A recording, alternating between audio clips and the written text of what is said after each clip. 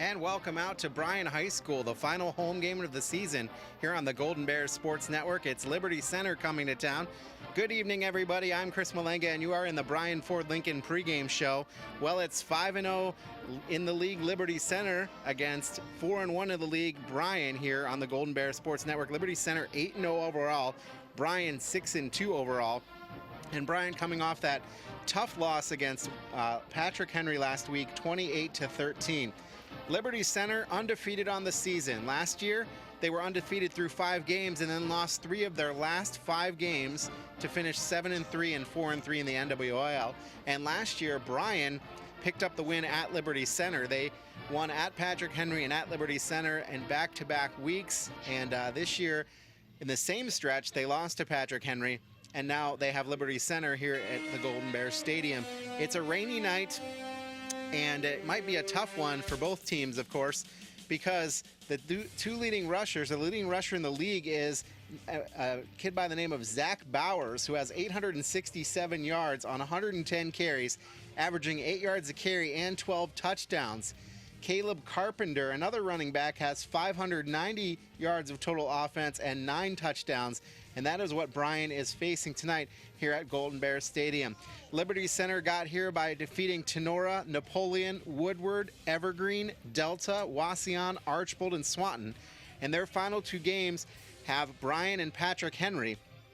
And this game definitely has league implications. If Bryan happens to win this week and then Patrick Henry loses to Liberty Center next week, we have a 3-way tie among those 3 teams in the NWOAL. Should be an exciting thing. But first, the Golden Bears have to figure out a way to win against Liberty Center after that tough defeat last week against Patrick Henry. Interestingly enough, if you look at the computer rankings in Region 14, the Golden Bears actually moved up a point to 6th place in the region. Again, the top 8 teams win, but it would not be an understatement to state that Bryan needs to win this game to have any hope of playoff aspirations. And Liberty Center, meanwhile, is sitting at the top of their region in Division 5, Region 18. They are number 1 in the region. So again, a must-win for the Golden Bears tonight at home. You know, Liberty Center is returning a big class. There are 19 seniors on the team, 20 returning letter winners on a 56-player roster. They have 6 starters on both offense and defense. And again, you know, they're going to have Caleb Carpenter and, you know, Zach Bowers, their leading rushers. And Jarrett Crew, their quarterback, 6'1", 210, is no slouch either. And it's going to be a tough night for the Golden Bears here at Golden Bears Stadium. Leading passer Jarrett Crew from Liberty Center is 3rd in the league passing. Bryan's Nate Miller is 1st in the league, but it's going to be interesting to see whether the passing will happen tonight with the weather conditions out there. Nate Miller is completing passes at 63%. He's got 1,255 yards of offense. He's thrown 2 interceptions to 10 touchdowns. And Jarrett Crew, meanwhile, completing 63.5% of his passes, 1,077 yards. He has 1 interception to 11 touchdowns. Should be a good competition, and if the weather were different, I would say both teams would play a different game. But tonight, it's all about going to be protecting the ball and not turning the ball over. You are in the Bryan Ford Lincoln pregame show. We're going to take a break, and when we come back, we will have the Extra Point Coaches interview with Thad Goff after this on the Golden Bears Sports Network. Welcome to another edition of the Extra Point. I'm Thad Goff, and joining me, as always, is, of course, head coach Grant Redhead. Coach, thanks for joining me today. No problem. Well, Coach, obviously you didn't get the outcome you wanted, but I don't know about you, but I can't help but tip my hat to TJ Ramey and Will Morrow. Those kids, they were some really tough runners. Oh, they're 2 of the toughest kids I've ever played against, and that's 23 years of coaching. I mean, they're good, and you know, they had the desire and the fight in them, and they kept the cleats in the ground and kept their legs driving, and you know, we just had a hard time bringing them down. And of course, he had a good start to the game. Nate Miller had that 14-yard touchdown run, made it 7-0. But as the game went on, it seemed like Patrick Henry just was able to take momentum play by play, it seemed. Yeah, we didn't, you know, they had momentum, and we didn't help ourselves when we let the ball roll to the 1 instead of fielding it. Then we jump off sides. When we got them to jump, we would have had a first down, but one of my kids jumped, and we had to punt. Then we have a bad snap and a safety, and you know, they just kind of hung their heads, and no matter what, you know, we just kept trying to get them up and say, hey, it's 14-7 ball game. Let's go. So far, And of course, you're still in the race for a league title, still in the playoff race. So does that make it all the more important for the kids to stay positive and keep their heads up? Yeah, you just got to let that one go and move on. If you dwell on it, we did fix mistakes in film. We showed the kids what they're doing. We told them what we wanted them to do, and that way they can see it and correct it. But other than that, we've been all Liberty and moving on. Yeah, speaking of Liberty Center, that's obviously the game going on this week. Liberty Center comes in here undefeated. So obviously it's a tough game, but it is a chance for you to come away with a quality win. Yeah, it'll be huge. And like I said, we need to play well. They're a good football team, and when you get a good football team, you can't turn the ball over. You can't make mental errors. You got to tackle well, and those are three things that we didn't necessarily do last week, but we got to do it this week. And of course, like PH, Liberty's got two solid rushers. Is it going to have to be the same defensive approach as last week, or going to be a few changes this week? Oh, it's changed. Their offense is different than PH's, but we have to gang tackle. We have to drive our legs and be physical up front. And we've worked on the sled all week. We've worked doing double teams all week, so we should be okay in that aspect. And of course, they haven't been giving up very many points this year. What is it about their defense that makes them so tough to score against? It's watching all the game film that I have. They're very opportunistic. Their secondary plays better. They intercepted a lot of balls. They put people in positions and dictate to them what they're going to do, and they've come out on top. How's everybody doing health-wise? Any injuries going into Friday, or is everybody we're healthy? okay. We lost one for the season. One of our offensive linemen, our best one, Keegan Brown, to an ankle. His foot got stuck in the mud and injured his ankle. And we got other nagging things that I think we'll be able to play through. It's just strained muscles and things like that. Hopefully we'll be fine. Thanks for joining me, Coach.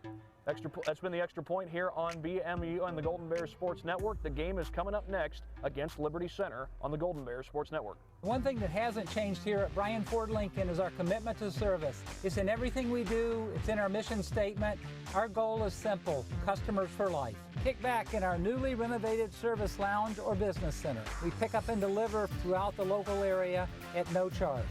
So the next time you need service on your Ford or competitive make vehicle, come out and see us at Bryan Ford Lincoln and see why we've earned Ford Motor Company's President's Award 7 times running. It's time for you to discover Northwest State Community College. On Saturday, November 3rd, come enjoy fun, hands-on activities in our state-of-the-art classrooms and labs. Talk to faculty, staff, students, and alumni about their amazing experiences at Northwest State. You can even register to win a $500 scholarship. While you're here, meet with admissions reps and academic advisors and learn about our great student organizations. Bring the family to Discovered NSCC Day on Saturday, November 3rd from 9 to 1. Visit northweststate.edu for details. They say there is strength in numbers. In Bryan, we have always taken pride in supporting our Golden Bear student athletes in all of their sporting endeavors. The Bryan Athletic Boosters now have a chance for you to get into the game. If you're Bryan proud, it's time to become Bryan strong. Whether you were a BHS athlete, are raising a BHS athlete, or just love supporting our Bryan High School athlete, this is your chance to be part of the BHS sporting community. Talk to any board member today on how easy it is to join, or contact us at 419-636-4536. Tonight's broadcast of Golden Bear Sports is proudly streamed by BMU Cable and High-Speed Internet. BMU is your hometown local provider for digital HD cable and high-speed internet. Call BMU today at 419-633-6100 or visit us on the web at cityofbryan.net. Go Bears from all of us at BMU.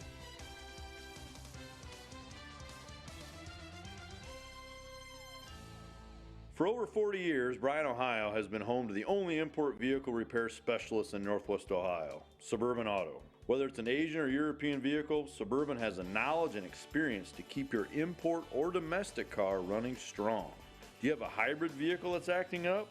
Suburban is your one-stop hybrid repair shop. Don't be fooled by the one-size-fits-all repair shops.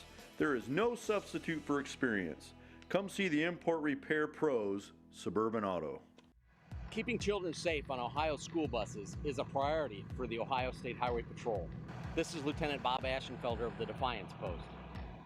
Safety on the roadway is a shared responsibility. Even though motorists are required to stop as a safety measure, children should always look both ways before crossing the street and remain alert to any sudden traffic changes. Together, we can make this a safe school year. As the baby boomer generation tires of traditional send-offs, funerals are becoming increasingly more personalized. People are pre-planning their own remembrance gathering. Pre-planning is easy and will pay off both emotionally and financially for you and your family. Plus allows you more control over your last hurrah. At Krill Funeral Service, we're not just funeral directors, we are experts at helping hearts heal. You don't always see them, and they don't always see you. That's the time to call Jason Dietz Collisions and Customs in Edgerton. Many of today's vehicles feature very durable and lightweight aluminum construction, and we are proud to be one of the few shops in the area with the proper tools and certified technicians to bring that aluminum beauty back to life. Jason Dietz Collisions and Customs on State Route 6 on the east side of Edgerton. There comes a time when every family is faced with the difficult choice of aftercare for a family companion. In the past, your choices were limited to burial or cremation. Now there's a better option, Aquamation. It's a gentle, more responsible alternative that allows you to honor the loss of your companion without harming the environment. Aquamation is a simple process similar to Mother Nature's own that allows the family to retain more of their companion's remains. To find out more, call or stop by Krill Funeral Service today. Come join us at the Williams County Veterans Memorial Building in Montpelier on Saturday, November 10th for the 3rd annual Williams County Veterans Ball. This is a black tie event that helps raise money for our local veterans who are still in need. Tickets are still available at the Williams County Veterans Service Office in Bryan. You won't want to miss this premier event. Join us for a night of great food and dancing, all while honoring the reason we're there, the veterans. The Williams County Veterans Ball. Be there.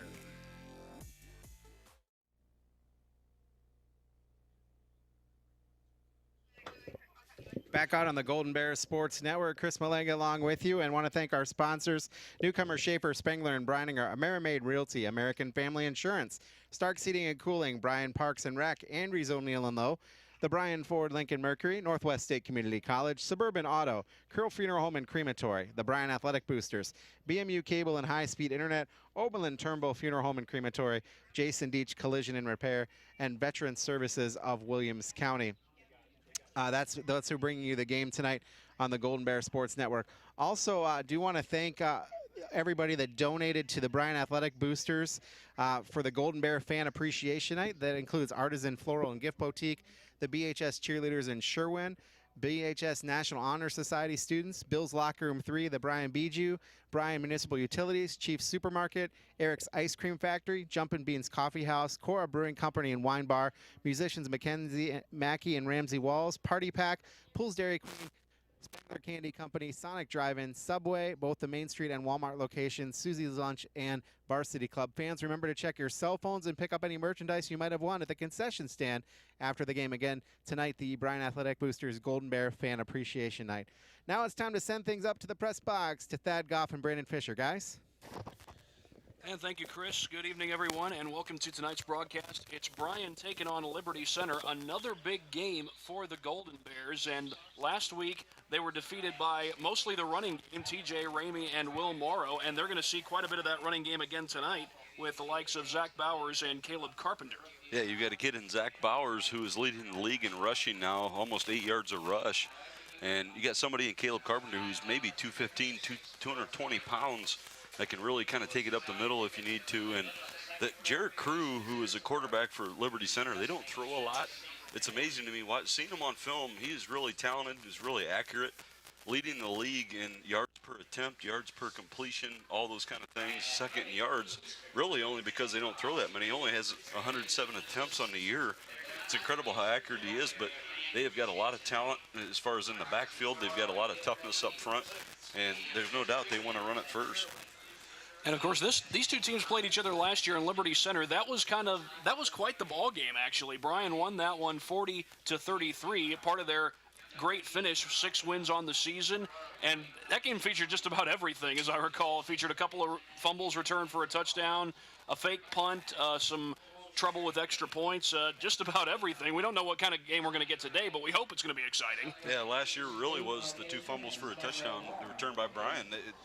Liberty Center was driving in both of those instances, and they were getting on the other side of the field on the plus 50, and a couple of returns, one of them by Dom James to take it back for a touchdown in a high-scoring game, which you really don't expect between the two teams last year. This year is a very different dynamic with Bryan. Nate Miller can throw it a little bit. That's obviously his forte. They want to throw with him. They want to run with him. He's the leading rusher for the team for Bryan. Right now, last year is kind of in the past. This is a completely different Bryan team. Liberty Center is built very, very similarly to what they were last year. There's still a chance for the Golden Bears to make the playoffs. Right now, I believe they sit at 6 in their region, so they would be in if the playoffs were to start tonight, but obviously they do not, and there's still some teams nipping at their heels, so it's certainly going to be tough to finish the deal. Yeah, well, the weird thing is last week we talked about they lose to PH, very physical, great team, and they actually moved up a spot. They were 7 before the game. They lose and they're 6. The only thing that can explain that is everybody we've beaten is winning that week, so that helps you out a lot. But hopefully, if that's the case tonight, the same thing happens where you got a lot of teams that will win. The biggest one nobody talks about, clearly not the best team we played, is Woodward, who is not a strong team, but they also are a division up.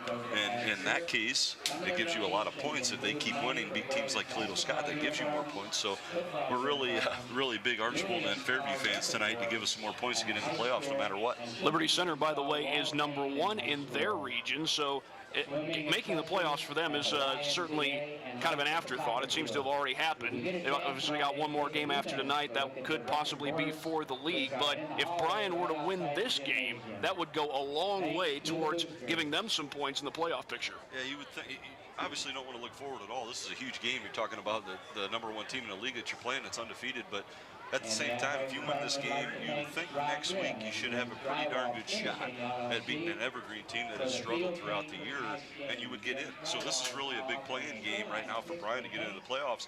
Not just that, your first goal as a coach is always to win the league. This will go a huge way towards that because right now you want to beat LC. Next week they've got their rivals in PH, who we just saw last week that was very physical. And hopefully, if you beat them tonight, you're cheering for them next week, which is a weird turnaround for most Bryan fans. And you get a share of the league, and then you're definitely in the playoffs. So none of that can happen if you don't get a win tonight. And they are going to be built in a similar fashion. It's rainy out again, just like it was last week. Very physical up front. Got some guys that can run. We'll see. You've had a week as coaches now to see what happened last week to adjust. I think last week can help the Bryan players and coaches basically to kind of prepare for this game.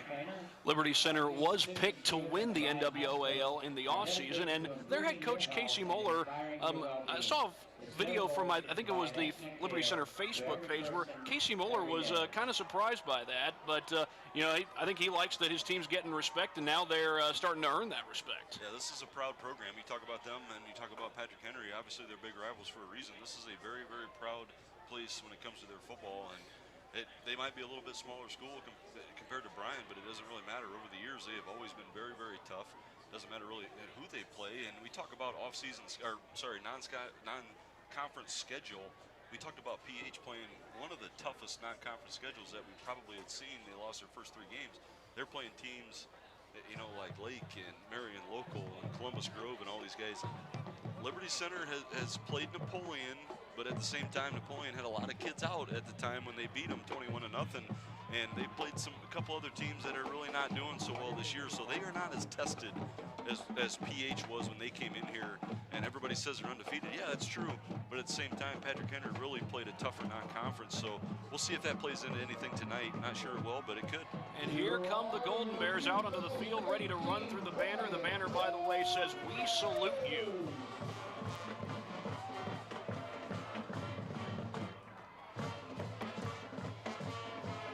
That's Noah Bonney first through the banner, followed by Drew Peters and several others. So here are the Golden Bears ready for football in a big game against Liberty Center. We'll take a quick break and come back here on the Golden Bears Sports Network. BMU high-speed internet is now cheaper than ever. Now just $30 a month. That's $100 a year in savings. Get it with BMU Extended Basic Cable for all your sports, movies, and reality shows. Plus local programming, including high school sports and community events. Not to mention a local help desk and support team for when you need them. Now for the fine print. We don't have any. No contracts or hidden fees. Call BMU today at 419-633-6100 or visit us on the web at City of... It's been said a million times, there's nothing in the world more important than family. We understand that at Oberlin Turnbull Funeral Home and Crematory. Our entire staff is like family to us. They are some of the most caring, thoughtful, and dedicated people in our industry. In fact, our newest members are part of my family. When the time comes for your family to say goodbye, remember our family, Oberlin Turnbull Funeral Home and Crematory in Bryan, Sherwood, West Unity, and Hamilton. Last year, over 390 people in Ohio were killed because someone chose to get behind the wheel impaired. This is Lieutenant Bob Ashenfelder of the Ohio State Highway Patrol's Defiance Post. As part of the patrol's ongoing effort to contribute to a safer Ohio, troopers will continue an increased focus on impaired driving arrests in 2018. But we can't fight this battle on our own. We need your commitment to plan ahead by designating a sober driver or call for a ride. If you drink, don't. Last year, You don't always see them, and they don't always see you. That's the time to call Jason Dietz Collisions and Customs in Edgerton. Many of today's vehicles feature very durable and lightweight aluminum construction, and we are proud to be one of the few shops in the area with the proper tools and certified technicians to bring that aluminum beauty back to life. Jason Dietz Collisions and Customs on State Route 6 on the east side of Edgerton.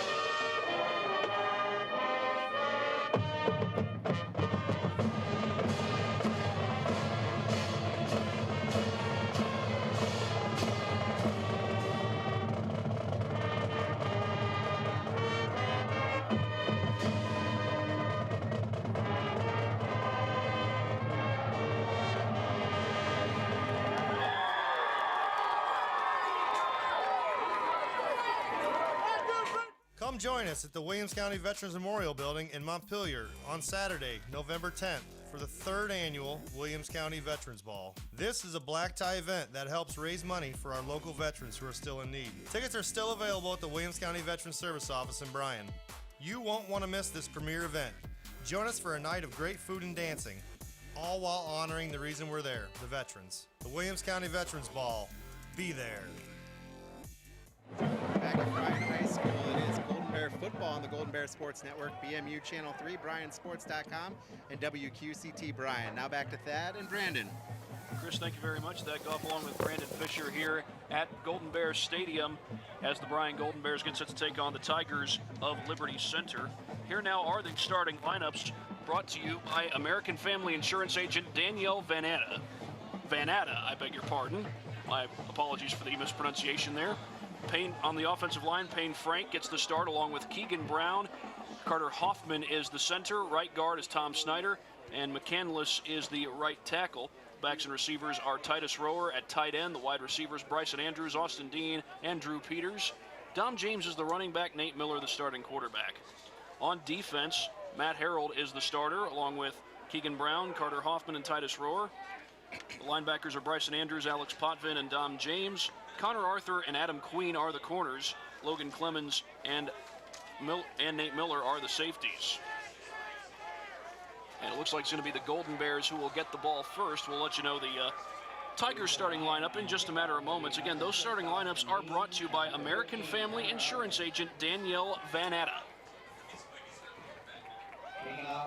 It's going to be Connor Arthur and Austin Dean back to return. Now, Austin Dean is a very dangerous kick returner, but Connor Arthur, he's got plenty of speed of his own. So if he gets the ball in his hands, it's no guarantee that you're going to hold him to poor field position offensively. Yeah, he really does. He's been kind of emerging here lately with some interceptions on defense, and now they throw him into offense, and now he's in the return game. This is a guy that is a versatile athlete, and he's getting older, he's getting stronger, and obviously he can run a little bit. He's one of the faster guys on the team, so you might as well put him back there. It's a good move by the coaches. Had a 79-yard touchdown catch and run in the game against Swanton.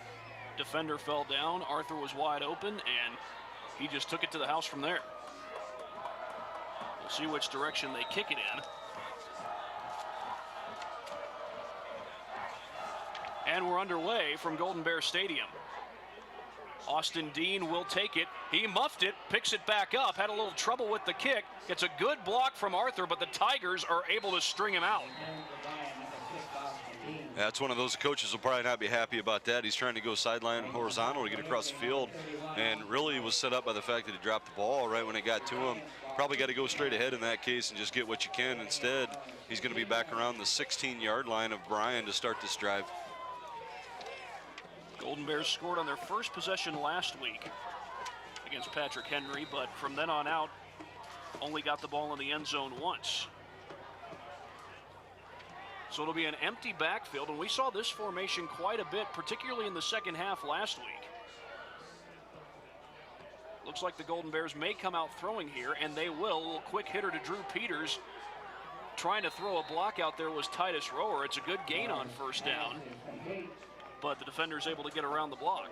This is interesting now when you start the game. You watch LC on film, they really want to come up, take away the line of scrimmage. They're physical up front. They're really tough. This is the kind of thing that we talked about last week. Can you get rid of it? Can you make it an extension of your run game by throwing these quick little hitch routes to Drew Peters like they just did? It's a 7-yard gain on first down, exactly what they want. Now they move Peters into the backfield. See if they try to run the ball here. It's a short yardage situation. Instead, Miller's going to be asked to throw, and that was a good throw, but it was not caught. Bryson Andrews had a chance at that one, and a good one. Yeah, almost looked like he wasn't ready for the ball. He tried to turn around and be ready for it. Good throw by Nate. Just kind of quick as far as the route goes. And that was a bunch route. You take 2 receivers on each side, bring them in right outside the tight ends and the tackles. And right now, you've got to understand that this field is wet again. We talked about that last week. Not near as bad as far as the conditions go, but getting out of your break as a receiver is still tough. We've had some rain coming down during the day. It's kind of poured off and on, if you will. Miller looking for the screen to Dean, a block in front. Can he get there? Yes, he can. Out across the 30-yard line, that's plenty for the first down. Looked like he got to the 33, maybe the 34. Really just a hitch route. It was trips left. You had Bryson Andrews out there and Connor Arthur blocking for Austin Dean. Just a hitch, quick kind of smoke route to get it right on the line of scrimmage. Great cut there, great blocking downfield to get the first down. Actually mark it at the 31-yard line, I beg your pardon. But Dean was thrust forward a little further than that. Miller takes the snap, just a 4-man rush. Good protection, pass gets tipped and incomplete. Connor Arthur nearly came up with that one. You can see the strategy already from Bryan right now. They want to kind of go to the air. They want to throw some short routes. This is something they've been really good at. Last week kind of got away from it, especially when you're behind in the game. You know, it's tough where you can't get the running game going, short game going as far as passing. Right now it looks like the game plan is to definitely keep them on their heels. Well, we're seeing less of the empty backfield so far. We've seen Peters line up in the backfield a couple of times, but it won't get a carry here. Miller steps up, he'll get a carry instead. And he slips and falls. Had that not happened, it might have been a pretty good gain there on second down, but instead it's only 3 yards and 3rd and long. Yeah, the conditions played a huge role last week. You're talking about a team that loves to run the ball compared to Bryan, who wants to pass it. Usually a wet, kind of rainy game will go for the running team right there. Nate Miller has 510 yards rushing on the year. He's the leading rusher for Bryan by far, almost 400 yards. So that's going to be part of their game plan as well. May have Titus Rower in a one-on-one matchup here, but they don't go his way. They throw the screen in the opposite direction. This is Peters. He's going to be about a yard short of the first down, make that 2 yards short. We've got two different officials giving different spots, but either way, it's fourth down. Yeah, you can't trust them officials. I learned that a long time ago. But another hitch route. That time it would look like quads on the right side, 4 receivers, just a hitch route from the inside slot receiver, who was Drew Peters.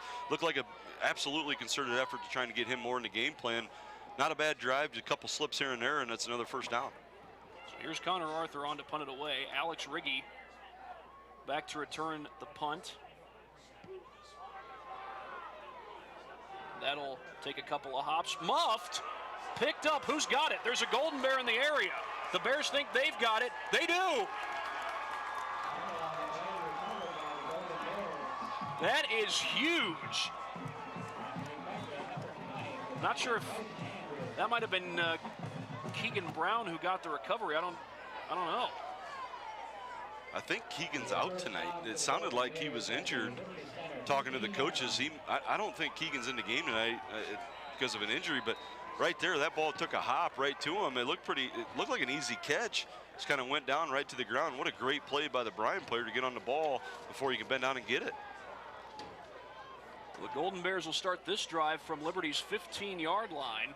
Can they take advantage of the turnover? Miller, short throw complete, and that's Titus Rower, who's got what appears to be 4 or 5 yards on the completion. Yeah, Titus Rower is the 4th leading receiver in the league right now, and right now he's he's second in touchdowns as well. He's had some big games. You talk about Archibald game, you talk about PH, all these games where he's kind of shown up big. Delta as well. Right there is just bringing him from the left side across the field in a mesh route. Again, they've done that when they really needed it, especially against teams like Fairview Archibald. And right there it was again. We had the game against Archibald where he scored the game-winning touchdown.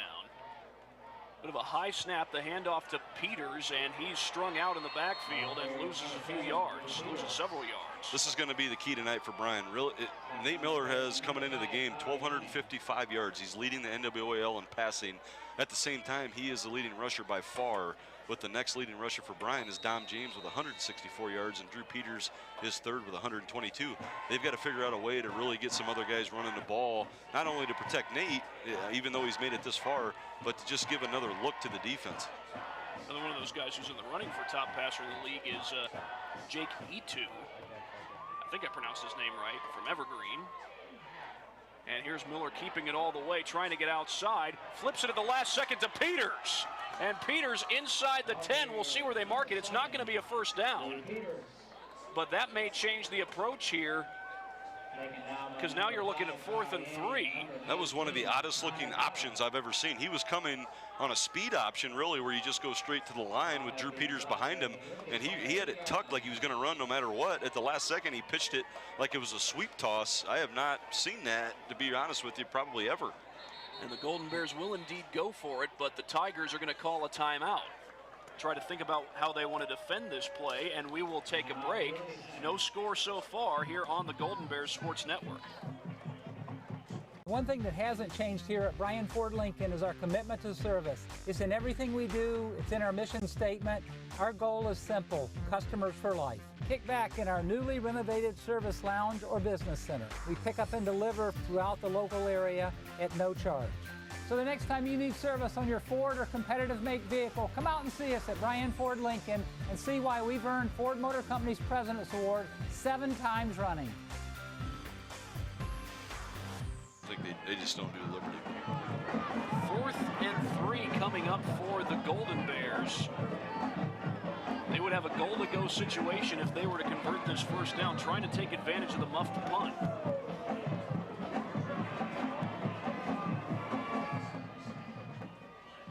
Now, they have not gone 3 and out yet. They were able to convert a first down on 3rd and 3 on their first possession, but then they came up short on a 3rd down.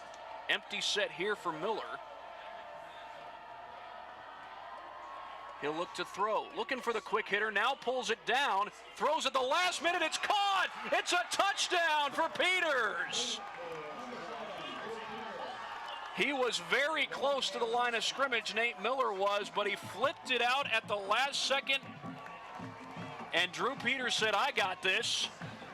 and took it in for 6. That was as Tim Tebow looking as it could have been. He comes back on a 3-step drop to get rid of it. Nobody's open.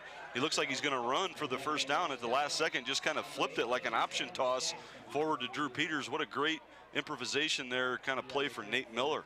Usually Tim Tebow's jump passes were planned, not improvised, as Chandler Jackson puts the extra point home. 7-0 Golden Bears, so they take advantage of the turnover.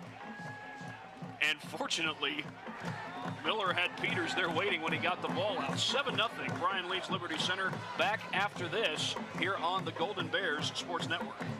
It's time for you to discover Northwest State Community College. On Saturday, November 3rd, come enjoy fun, hands-on activities in our state-of-the-art classrooms and labs. Talk to faculty, staff, students, and alumni about their amazing experiences at Northwest State. You can even register to win a $500 scholarship. While you're here, meet with admissions reps and academic advisors and learn about our great student organizations. Bring the family to Discover NSCC Day on Saturday, November 3rd from 9 to 1. Visit For over 40 years, Bryan, Ohio has been home to the only import vehicle repair specialist in Northwest Ohio, Suburban Auto. Whether it's an Asian or European vehicle, Suburban has the knowledge and experience to keep your import or domestic car running strong.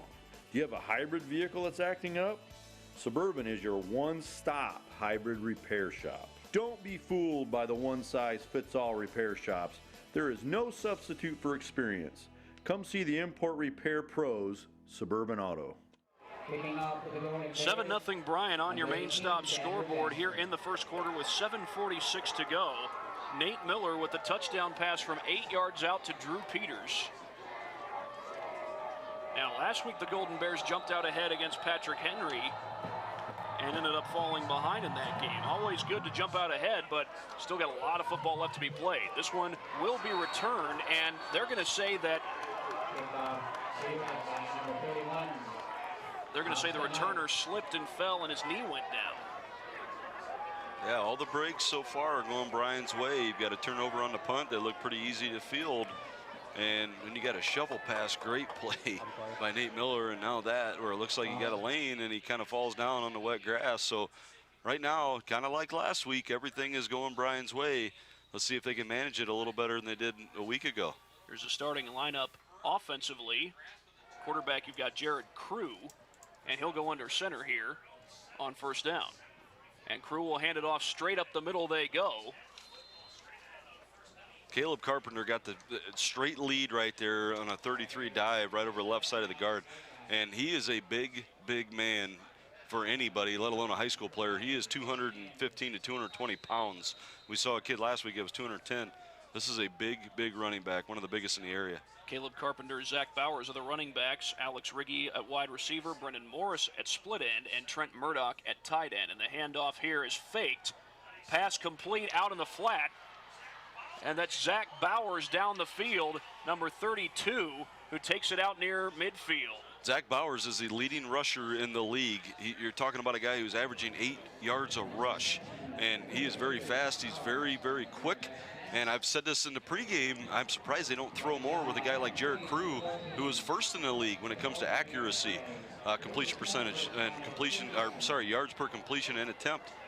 1st and 10 right from midfield. Bears show blitz, and the handoff will go on the near side, and that is Bowers taking it up to the 47-yard line. Here's the starting offensive line. Connor Johnson, Jacob Romine, C.J. Spradlin, Jesse Cox, and Derek Angeletta round out the starting lineup offensively for the Tigers. And those starting lineups, of course, are brought to you by American Family Insurance agent Danielle Van Atta. It's a 2nd down and 7 for the Tigers. And the handoff will go straight up the middle. That's Carpenter. And Carpenter's down at about the 45-yard line. This is one thing you notice on film. The Morrow kid from PH really kind of runs a little bit lower, a little tougher to tackle. Carpenter is a big, big kid, but you can get into his legs and stop him for a 2-yard gain like they just did. That was a counter play to go to the right side. It really did not trick anybody, and Bryan looks like they're in a 4-4, 4 linemen and 4 linebacker grouping here. 3rd down and 5 as Bowers goes in motion. Crew will roll to his left and throw on the run, tipped in the air, and that could have been intercepted Connor Arthur was right in the area, but the Golden Bears forced the punt no less. Yeah, if you're Liberty Center right now, if you're running a 4-4, basically Bryan is bringing up Nate Miller as a safety to be in the linebacker position so they don't give up a lot of those motion kind of runs on the outside. And that right there is way too convoluted in the middle. They need to run some routes probably deeper down the field to get past those linebackers if they're going to do that. I do believe Liberty Center faked a punt in last year's game and was successful in doing so. So that may be something that the coaching staff watches out for, but there will be no fake here. It will bounce inside the 20 and roll toward the sidelines. And again, the Golden Bears will start from inside their own 20-yard line. Here's a look at the defense for Liberty Center. Alex Riggy at outside linebacker with Bryce Bailey on the other side. C.J. Spradlin and Carl Yaney are the inside linebackers. Tyler Eckler, David Massel, and Connor Johnson are the linemen. In the secondary, Connor Sonnenberg, Nathan Meller. That's Meller, not Miller. Austin Like and Connor Keller. Those starting lineups, of course, brought to you by American Family Insurance agent Danielle Van Atta. Empty backfield again for the Golden Bears. It's like man coverage on the near side, and Miller looks to throw, gets the quick hitter. It's Peters out across the 20, and Peters battling for that marker. Doesn't look like he's got it, but he's only going to be about a yard or two short. Yeah, very simple mesh route there. You bring trips left, and you go back to the right, really against the boundary, where you don't have a whole lot of room, and they just kind of cross, and he's wide open right now. Bryan has really shown that they're going to go with the quick hitter passing game here to try and take away that rush and big guys up front for Liberty Center. So far, Drew Peters has just carried the ball twice. Looking for the slant complete to Austin Dean, cuts it upfield, and he's got the first down. That's a staple of Bryan offense this year. It really has been trip side. The inside slot receiver runs a slant route. That was a slant route by Austin Dean. Absolutely wide open. Good timing there by Nate Miller to get it to him for, looked like a good 7-8 yard gain for a first down. Obviously, the Golden Bears will take the first down, but I think once Austin Dean caught that football, he wanted to gain much more than 7 or 8 yards. He's very quick. He's really shifty, hard to tackle, low center of gravity, but looks like field conditions are going to kind of play a toll just a little bit here on the passing game. Almost a wholesale motion. As now Andrews motions, and he'll get the handoff on the jet sweep, but that is not going to fool anyone. Liberty Center all over that one. It's a loss of about 3, maybe 4. I really like it, though, trying to get him involved. He is the second leading receiver in the NWL this year, Bryson Andrews, and trying to get him the ball any which way you can. If it's as a running back in motion or in the passing game, whatever it is, he's shown that he can handle that. So a good call. I know it didn't work out this time. You lose a couple yards, but that might be something they go back to later. Empty backfield here on 2nd and 13. And Miller looks to throw. Running out of time and sacked. And it looks like that was number 59, Tyler Eckler, who was the first to get there. It was really an inside blitz by the linebacker there by Liberty Center. Not really doing anything fancy up front as far as the defensive line goes. They just brought a guy inside the gap between the center and the guard there for Bryan on the right side. Couldn't block him. It was 4 on 5, and what a great hit by the Liberty Center linebacker there just to push somebody back into the quarterback. Well, this is 3rd down and 20. Of course, if you ever played NFL blitz when you were a kid, you'd probably say, that ain't nothing. Miller looking to throw. Downfield, has a man there, but it's beyond his reach, and also double coverage. He was looking for Titus Rower. Yeah, and Titus, you can see absolutely with all the games that he's had deep passes to him. Liberty knows that on film. They can see that. They had a safety over the top on him. Almost looked like a half and half coverage, we call it in the defensive backfield, where you're zone on one side, your man on the other, and you're clearly going to be zone against the deep threat, which would be Titus Rower in that case. Probably lucky that was not intercepted. It hung up there a little bit, but good job by the Liberty Center defense. They sent another backer on a blitz. They're not going to let Nate Miller stand back there. Austin Like to return the punt from Fire-Ovid. And it sends him back, and he muffs it again, but picks it up off the bobble. Tackler slipped trying to get him, and he's down to the 36. Nice hit by Brevin Dekrosh. Took him out. There are a lot of guys slipping out here. It's hard to tell who's going after people because they're falling down all over the place. Looks like Titus Rower is punting today. I don't know if Fire-Ovid's hurt. I'm assuming he is, but that's twice that Bryan has punted, and it's been Titus Rower on the punt. That one right there was a spiral hang punt. That was really impressive. Yeah, Fire Ovid had been handling the punting for most of this season up till tonight.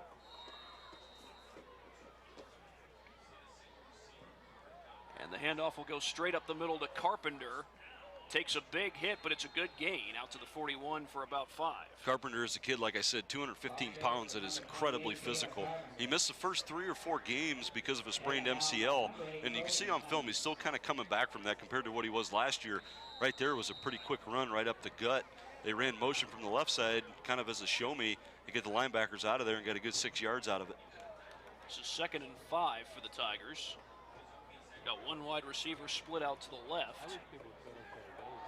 And they hand it straight ahead. I think that was Carpenter again, but not much doing this time.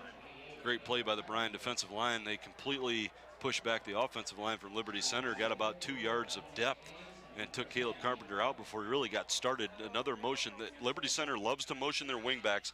Most of the time, if we don't say it enough, they have 2 wingbacks off the edge of the line. They love to motion them, either give them the ball or give it right up the middle on a fake. And right there, that was completely because of the presence that they had up front with the 2 D tackles. Shotgun here on 3rd and 5, and Crew looks to throw to the sideline. That is caught. And that's going to be enough for the first down with the stoppage of forward progress. It might be a flag late. Comes in as well. The catch made by Connor Sonnenberg. Yeah, I don't know about that. I usually agree with the refs most of the time in football anyway, maybe not basketball. But right there, that was, he was still up and trying to run, and he threw him down. Yeah, it often happens when a player throws someone to the ground that the flag gets thrown. Yeah, I mean, he was still trying to go forward. I don't know about that. Again, I understand we're trying to keep the safety involved, and I understand that, but he was still moving forward. When he threw him, they're going to do that, then blow the whistle earlier and say his momentum was stopped. Well, it's 1st and 10, and this one's going to be blown dead right from the start.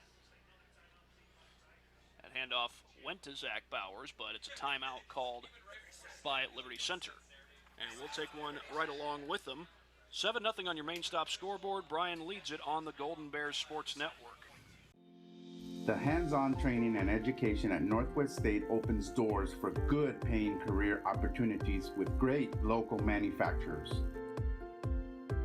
That helps me, my family, and my community. As the baby boomer generation tires of traditional send-offs, funerals are becoming increasingly more personalized. People are pre-planning their own remembrance gathering. Pre-planning is easy and will pay off both emotionally and financially for you and your family.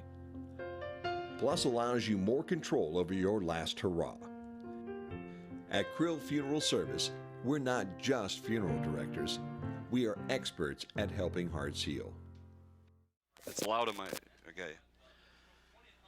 First quarter, it is 7-0 Bryan leading Liberty Center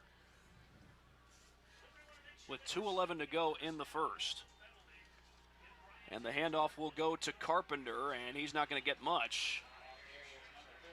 Check that was Bowers. Zach Bowers, number 32, is one of the top rushers in the NWOAL. Yeah, he's the leading rusher. And again, we talked about him before. He's got 8 yards of rush, which is impressive. But right there, you're clearly going to key on him. He's the big play guy. Carpenter, you can handle a little bit. As physical as he is, you can take 5-6 yards here and there with him. The Bowers kid is the one that's going to be a problem, where he can crank off a 25, 30-yard run and really hurt you. Carpenter, if I'm not mistaken, he missed the first 3 games of the season, but has been very productive since coming back. And he'll get the handoff here on 2nd down, and he lunges ahead to the 35. And it's going to be 3rd down and long coming up for the Tigers. Yeah, again, you watch him run on film. It's different than Morrow last week. Morrow is 210 pounds from PH, who is a big kid, absolutely, but he is so tough to tackle, and Bryan had a big-time problem getting him down to the ground. I have not seen that from Carpenter, probably because of his knee. Last year, he was completely different. And right there, that's a probably 2-yard gain with somebody hitting him just one-on-one. Last year, I don't think he goes down right away like that. So it's sad to see for a kid, and you don't ever want to see that for anybody, especially in high school. Well, this is 3rd down and 6, and the toss will go to Carpenter off the right side, and he appears to have enough, or he may be short. They're going to call it 4th down. Yeah, it looks like a 4th and 1. It was really just a sweep off a motion left to right. They sweep it to him. They get an extra blocker out of that motion wingback. And right now, this is where you got to step up if you're Bryan. Your defensive line has been your strength all year. 4th and 1, you've got to come after the Bowers kid. Most likely is probably either him or Carpenter who's going to get the ball here. They don't have a running quarterback like the Ramey kid from PH. This kid, the crew kid here, can really sling it. But you don't have to worry about him running the ball as much as you do with PH like we did last week. Liberty will have to run a play before the quarter comes to an end. There's 5 on the play clock, and they're now set. And the handoff to Carpenter. Second effort, he's got it, flag down. Might be. I'm hoping that's an illegal block. It looked like a cut block on somebody who was engaged. Now we'll see what it is. Yep, chop block. Huge for Bryan because he had the first down. I think they called it on 14 on the offense, which is Zane Garber. Yeah, they're trying to cut on the backside. The right side of the Liberty center line is trying to cut, get rid of any backside flow from the Bryan defense right there because they're running left. And you cannot cut a defensive player who is already engaged in a block with another lineman. That's what happened right there. It's very dangerous. And great break for Bryan there because that was easily a first down. And I don't think Liberty had to do that. There was no real need to do that. And you got to be more cognizant of that if you're a lineman on offense. Well, they mark it off from the spot of the foul, and this is going to be 4th and looks like 17. Jarrett Crew will punt it away, and obviously you're not going to try to go for it in 4th and 17, or 4th and 18, I should say.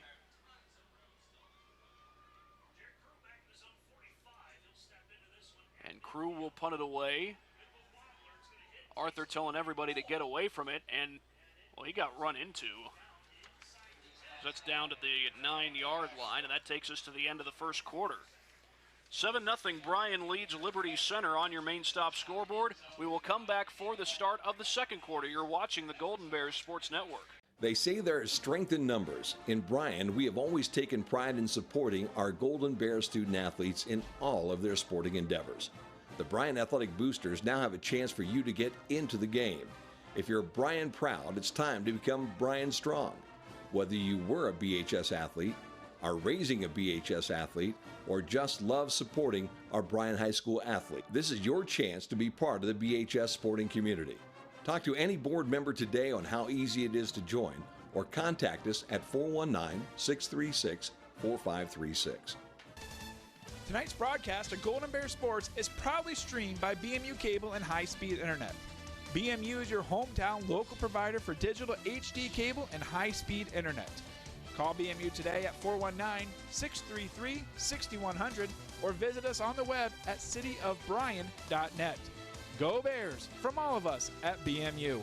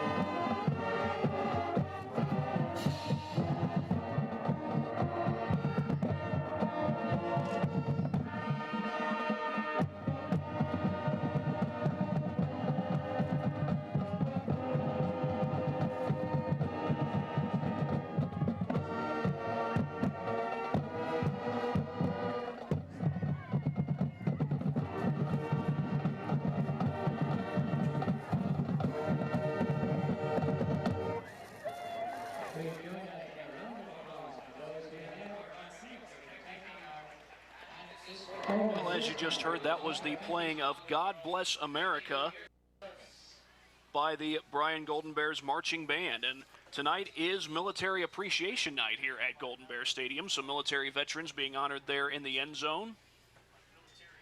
And this is Nate Miller throwing the quick hitter complete to Bryson Andrews, trying to get it to the outside.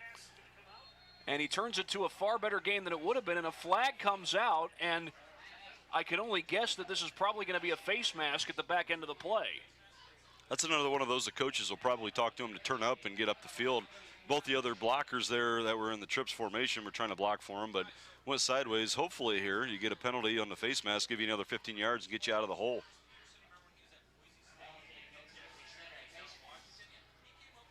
So it's going to be a 15-yard penalty added to the end of the play. Golden Bears were starting that drive from their own 9-yard line. And now the ball is moved all the way up to the 29.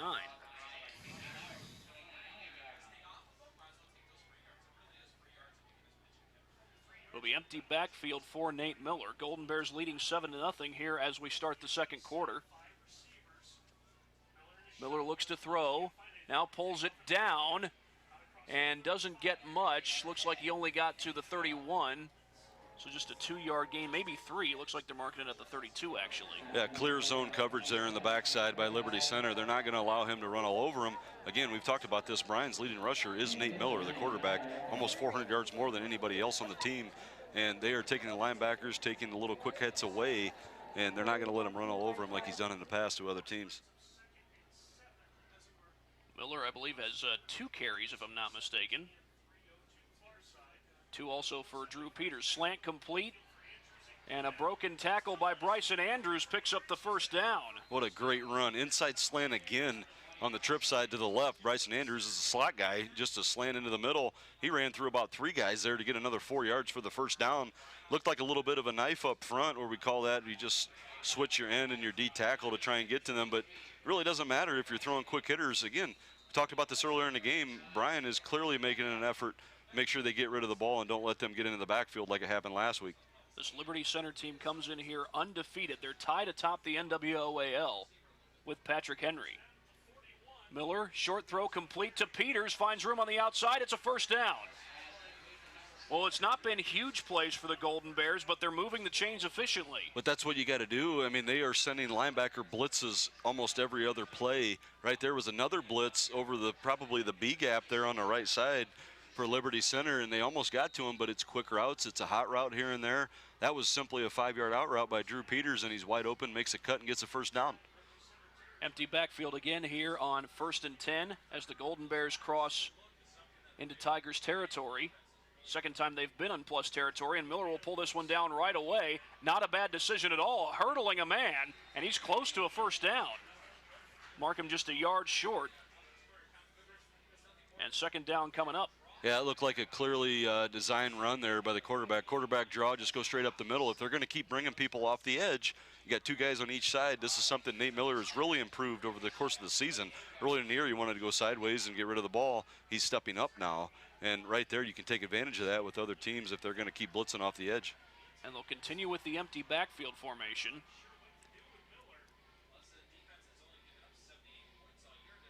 Miller gets the snap, gets pressure. Now taking off, trying to get to that marker. He's got it. Gets to about the 35-yard line. Well, if Liberty Center wanted to take away the big play, they certainly did that. But the Golden Bears moved the change nonetheless. They have definitely spied him to not let him run for 30, 40 yards at times on breaks in the play like he has in the past. But right there, keep moving the change. Like I said, there's no reason to go down the field and down the field against the zone coverage that Liberty's running right now. They're not getting a big pass rush. They have really not been in the backfield at all unless it's a linebacker blitz. So Bryan right now is sitting pretty. Empty backfield again here on first down. They mark the ball just short of the 35. Blitz, quick throw complete. That's Rower, slipped and fell, and I believe he held onto the football. It's a good gain, but would have been more than just 7 or 8 yards had he kept his footing. That's just another hitch route. It was 7 yards and stop. If they're going to keep running zone, they're bringing their corners completely back, not giving up the deep play. It almost looks like a bend but not break right now in this zone defense for Liberty Center. And if you're Bryan, there's no reason to throw it down the field. Keep taking your 7 yards. They'll continue to spread the field out. They spread the field out pretty frequently, but still the empty backfield. Another blitz comes. Miller in trouble. Not going to get away this time. Yeah, that time was very different. This time they're bringing a linebacker up the A gap, right off the center, up the middle, and they also brought another person off the edge on the left edge of the Bryan offense. And I think they're tired of sitting back and watching this. They're going to bring people, and if they, again, might not have worked this time, they get a sack. But if you're Bryan, you can throw a couple hot routes here and there, hitch routes, smoke route, whatever you want, and get rid of the ball, and you can go down the field if they're going to do that. So right now, everything is kind of trending towards Bryan with 8 minutes to go, and it's 7-0 moving the ball here. I believe Tyler Eckler was in on that sack, and he's already got a sack tonight. This is 3rd and 7 for the Golden Bears. Pressure straight up the middle. They set up the screen. There's Peters. He's got room to run. A flag is down. It's a first down if it stands, but we'll wait and check on the penalty, and it was thrown almost right at the line of scrimmage. When the ref threw it from the other side of the field, it's usually, you want to say, some sort of hold or ineligible downfield. When you throw the screen, what a great play call there by the Bryan coaches. And if they're going to keep rushing like that, absolutely what you should do against that in a midline screen. But this is usually somebody ineligible downfield when they do this from the other side of the field. I don't know about you, but I just can't stand when a big play like that gets called back for a penalty, in this case, ineligible downfield. Yeah, unfortunately, that's what it was. It happens a lot.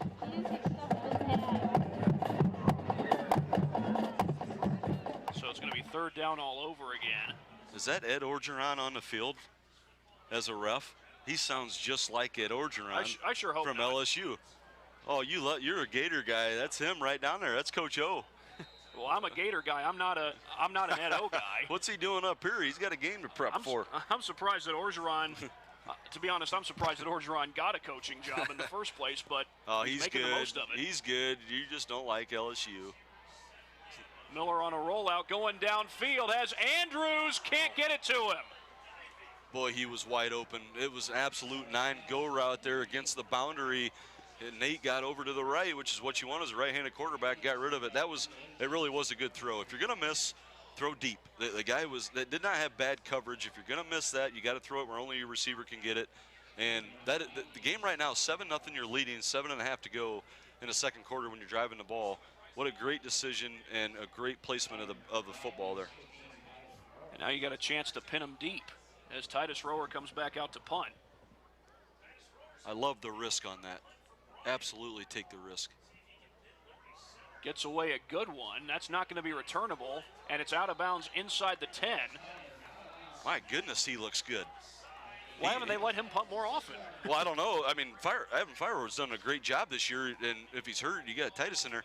He's 6'7", whatever he is. I don't know what his reach is, but my goodness, he's had a few punts now that are spirals and right to the edge where you don't let him return it. Now you kick that ball, and they got the ball at the 5-yard line or 6-yard line against a team that likes to run the ball. That is a huge weapon. You do see some rain coming down there, and it's not been a huge downpour today, but we have had rain during the day and plenty of it. Handoff to Bowers off the left side, and he's short of the 10-yard line, got cut down from underneath. Oh, my goodness, what a hold on the left side. I know I'm biased, but I don't really care. Everybody knows who I'm rooting for. I mean, my goodness, the left tackle for Liberty just completely threw somebody down. They're pulling both guards, which is something that would be odd to me when you're that close to the goal line. You pull both guards. That's something that's kind of a play that takes a while to develop. Somebody from Bryan just got thrown down completely, and if we're going to call the holding ineligible and all this, you've got to at least pay attention to that. Yeah, if you show your bias, nobody complains. You've got I don't Troy care. Aikman or Chris Collinsworth show theirs. Yeah, everybody complains. Yeah, that's going to be they're a little more a 5-yard gain. They're a little more Make it important more than than I am. that. Caleb Carpenter with a good fight there. That's kind of what you're waiting to see out of him with the injury. I don't care who it is, how great a player you are, and he's a great player. If you're injured and have an MCL problem and miss games, it takes a while mentally to get back and trust yourself. And I'm really hoping this isn't the game that he learns to trust himself, because I've seen him on film where it doesn't look like himself. And again, you don't want that to ever happen to a kid, but hopefully he's okay. But you can tell he's getting some confidence now. And this will be Crew looking to throw, flushed, and still on his feet until now. He did everything he could to keep that play alive. Titus Rower was there on the sack. Call him Mr. Do-It-All tonight. Yeah, for some reason, Liberty Center had two receivers in the same area down the middle of the field. He was looking to throw it on a guy that was running a post from right to left. Somebody from the other side was standing there. He couldn't get rid of it because he really drew the other defender right to the same spot. Great job by Matt Harold keeping with the play there. This is a guy, Matt Harold, that has 12.5 sacks on the season, which is incredible. Had 7 sacks in the game against Fairview, My which is a single-game school record. And the handoff straight ahead to Carpenter, still on his feet. Try to bring this kid down, it ain't gonna be easy. That's what we were talking about earlier. There's times when you'll hit him kind of low, and you can get him down better than Morrow from last week. But right there, if you go high, there were probably 4 Bryan Bears trying to hit him in the shoulder pads. You cannot hit a kid that is 6'2" and 218 pounds and take him down by the shoulder pads. That is a big, big running back, one of the biggest running backs in the area. So 1st and 10 after that tough run, and the Tigers had their backs against the wall to start this drive, but they've gotten some breathing room, but now a fumble. Who's got it? I think that the Tigers got it back, and they did. This is the advantage of that punt and that drive. It's huge. You get them back to the 6. They have a couple good first downs, but they're still at the 30-yard line. You know, in the past, we've seen this at times where you give them the ball at the 40, and all of a sudden they're moving. They're at the plus 40 right now. A couple good first downs, but you know what? With great offense drive and special teams, they're still at the minus 30 here. You can manage that. It's a 2nd down and 9. And the handoff off the outside to Bowers, breaks 1 tackle. A battle ahead, he goes down at about the 36. That's a good gang tackle there by Bryan. Really just a motion handoff to the leading rusher in the league. And I know he got probably 6 yards or 7 yards, and that's fine. They still had 9 yellow helmets around him to not let him break a big one. And that's really the biggest thing that he's kind of done all year. He can break some chunk plays off. You got to stop that tonight. Here's 3rd and 3 for the Tigers. And they'll give it to Carpenter straight ahead. He's got it. And it takes a host of Golden Bears to get him down. He is a man. I mean, just running the ball. But again, I saw Drew Peters got in there. Looked like a couple other guys. Potvin maybe got in there. Leading tackler for Bryan is Alex Potvin. But he is so big, you've got to hit him in the knees. You cannot go at him in the chest with somebody that's outweighing some of our players by 30 pounds, 40 pounds. You know, early on, I think they got him low. They got to go back to that. Tigers continue to move the chains. Fake the handoff. Crew goes down. Adam Queen, the corner. Corner blitz off the left side of the Bryan defense. What a great call there by the coaches from Bryan. Not going to let him sit back because he is incredibly accurate. I think he's one of the most accurate quarterbacks I've seen around the area.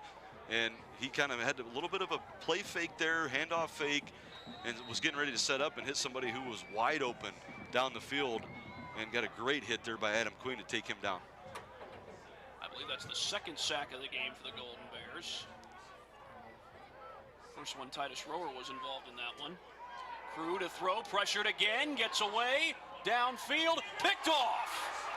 Logan Clemens gets it across midfield and down at the 43-yard line. Great job there by the defensive line. Got in there and made him uncomfortable. He had to get rid of it much earlier than what he expected. And Logan Clemens sitting in that zone coverage as a safety, he came right in there and picked it off. Huge play for Bryan. You've got under just 2:50 to go in the 2nd quarter, almost halftime. You're up 7-0. That kind of play right there changes everything. Where now you're at the plus 44, where you can easily try and get in here and get some points. Liberty Center was putting together a very methodical drive, which you can afford to do at this stage in the game. That's only his 2nd interception the entire season. Here's Miller to throw. Looking downfield, he's going to take a shot. Got Andrews. It is dropped. He had it. And he is frustrated with himself. What a great, great throw by Nate Miller. Right, it's just a 9-go route right down the seam, down the middle. The line did a great job. He had 4 to 5 seconds, put that right on the money, and you can't get too mad at a kid that's your leading receiver and really plays his tail off on both sides of the ball. Obviously, he's going to want that back, but you got plenty of time to go score again. 2:48 to go. And they're going to empty the backfield again. We'll see if they go to another one of those quick hitters that have been working so well for him early in the game. Miller looks to throw, now pulls it down, and doesn't gain much. Might have gotten a yard, and eventually they push him back. He continued to fight. Big number 56, C.J. Spradlin. was in there for the Tigers. Kind of wonder at times, this is something with such a physical running quarterback like Nate Miller. If you're a D lineman for the other team, you got to spy him a little bit. You can't get up the field a ton to try and take him away. He's not just a straight pocket guy, so you got to kind of hang out a little bit right there. They did a nice job of doing that. And at the same time, you can't get to him on those deep throws like he just passed the play before that because you're worried about him running so much. That's the kind of thing that a guy that's a dual threat like Nate can bring to you. 4 wide receivers to the near side of the field. Blitz. Miller on a rollout. Has time. And throws at the last second. Incomplete. That was a tight window as he tried to hit Connor Arthur. Yeah, good job by Connor there trying to sit in just get in a gap against the zone backside defense like that. Coverage, just get in a gap. Great job by Drew Peters. Came around the right side, really set the edge and gave Nate tons of time there. Really not a great window to throw the ball, like you said. And that's okay. Right there, now there's a minute 54 to go. You didn't get the points out of it, but at the same time, you can pin them back and make it extremely tough on them with a team that's not used to throwing the ball a ton. Had a lot more time on the clock when Liberty Center got the ball last time off the punt. Another good punt. Another good punt. That one goes out of bounds at about the 6, and again, Titus Rower pins the Tigers deep. Like Ray Guy out there. It's twice inside the 10 by the 5. It's incredible. I guess it helps when you're 6'7", you can kick that thing, get your legs up in the air. Must be doing yoga or something. He looks pretty flexible kicking that ball. I don't know about that. You never tried yoga? No. You should. What, have you tried it? Absolutely not. Why would I do that? Well, I don't know. You're suggesting to me to do it. Yeah, That's coming from somewhere. Yeah, it doesn't hurt me when you do it. 1st and 10 from the 7. Crew the toss to Carpenter. And check that Bowers, and he's out to the 15-yard line. Boy, they are brave. You throw a sweep at the 4-yard line, that is just asking in a wet condition to drop the ball or something bad to happen. They are much braver than I am, which doesn't take much, but still, that is tough that's a tough play call to make there. And the other downside of that is you've got less than a minute and a half to go, and you only get 8 yards out of that. The clock is ticking. You're not getting really much down the field. The toss to Bowers again, tries to get outside and picks up the first down. And right now, I don't think Bryan is too disappointed about giving up first downs. Right. As long as the clock runs. Absolutely. It doesn't make a whole lot of sense. I mean, with a guy that is the first in the league in completion percentage, you think you would have a chance to throw the ball. I know he just threw a pick, but you can't worry about that right now with a minute to go. They can give up 6-7 yards every time, and they'll be just fine. Low snap, picked up by Crew. He'll fling to the sidelines, and it's incomplete. Looked like that was in the direction of Sonnenberg, Connor Sonnenberg. Honestly, looks like Crew is just a little rushed right now. He's not comfortable getting rid of the ball. The run game isn't working like it's supposed to and like it usually does. You get that run game going like normal, it opens everything up. Right now, it's not working. He does not look comfortable back there. Great job by Bryan coaches mixing it up. 3 wide receivers. Crew looks to throw. Gets it away, and that was almost intercepted by Connor Arthur. Oh boy, Corndog wish he had that one back. He overthrew an out route there, and he was standing back there kind of in a cover 4 shell. That sailed the receiver. He could have easily picked that off. Not an easy catch by any means, but with an athlete like that, and as good as he is, he could have had that. I guarantee he'll want that one back. 55.1, and if the Golden Bears get a stop here, they won't have a lot of time on the clock, but maybe enough to set up a scoring play, and they'll run it straight up the middle here. That's Carpenter. Timeout, absolutely. 49 seconds with this offense. We've seen this at Archibald at the end of the game, Fairview at the end of the game, and a lot of other times Delta at the end of the half. First half where we've seen them score in under 30 seconds. They can absolutely get down the field and get some points here without a doubt. What a great job there by the Bryan defense getting the ball back to Nate Miller. Now, of course, you only got 49 seconds left, and I don't think the Golden Bears are thinking field goal in this case, but they've got a chance to add to their lead even with the little time they have, and defense has been playing well these last couple of possessions. Been playing really well. They're taking away Zach Bowers, and they are taking Caleb Carpenter has some great runs, but the Bowers kid is the chunk play guy. You can live with Carpenter getting his 7, 8 yards or 5, 6 yards or whatever. You cannot live with Bowers getting his 20, 30, 40-yard chunks and giving up all that yardage. Right now, they're doing a great job of taking him away on the motion sweep and the motion handoff kind of stuff. And this is also, you talk about holding them to 0 in the first half. That's a huge deal for the defense. It's also a big deal for the Bryan offense that they've held the ball and kept it away from Jarrett Crew and Caleb Carpenter and Zach Bowers and company. Connor Arthur back to return the punt. He stands at his own 47. They come after it, nearly block it, but fair catch will be called by Arthur. He makes that right at the 44-yard line. And you only lose 5 seconds. Great job by putting a little pressure on him. If you put a little pressure on the punter, he can't take 5, 6 steps and do-si-do and kick it 40 yards. Right there, he's got to get rid of it.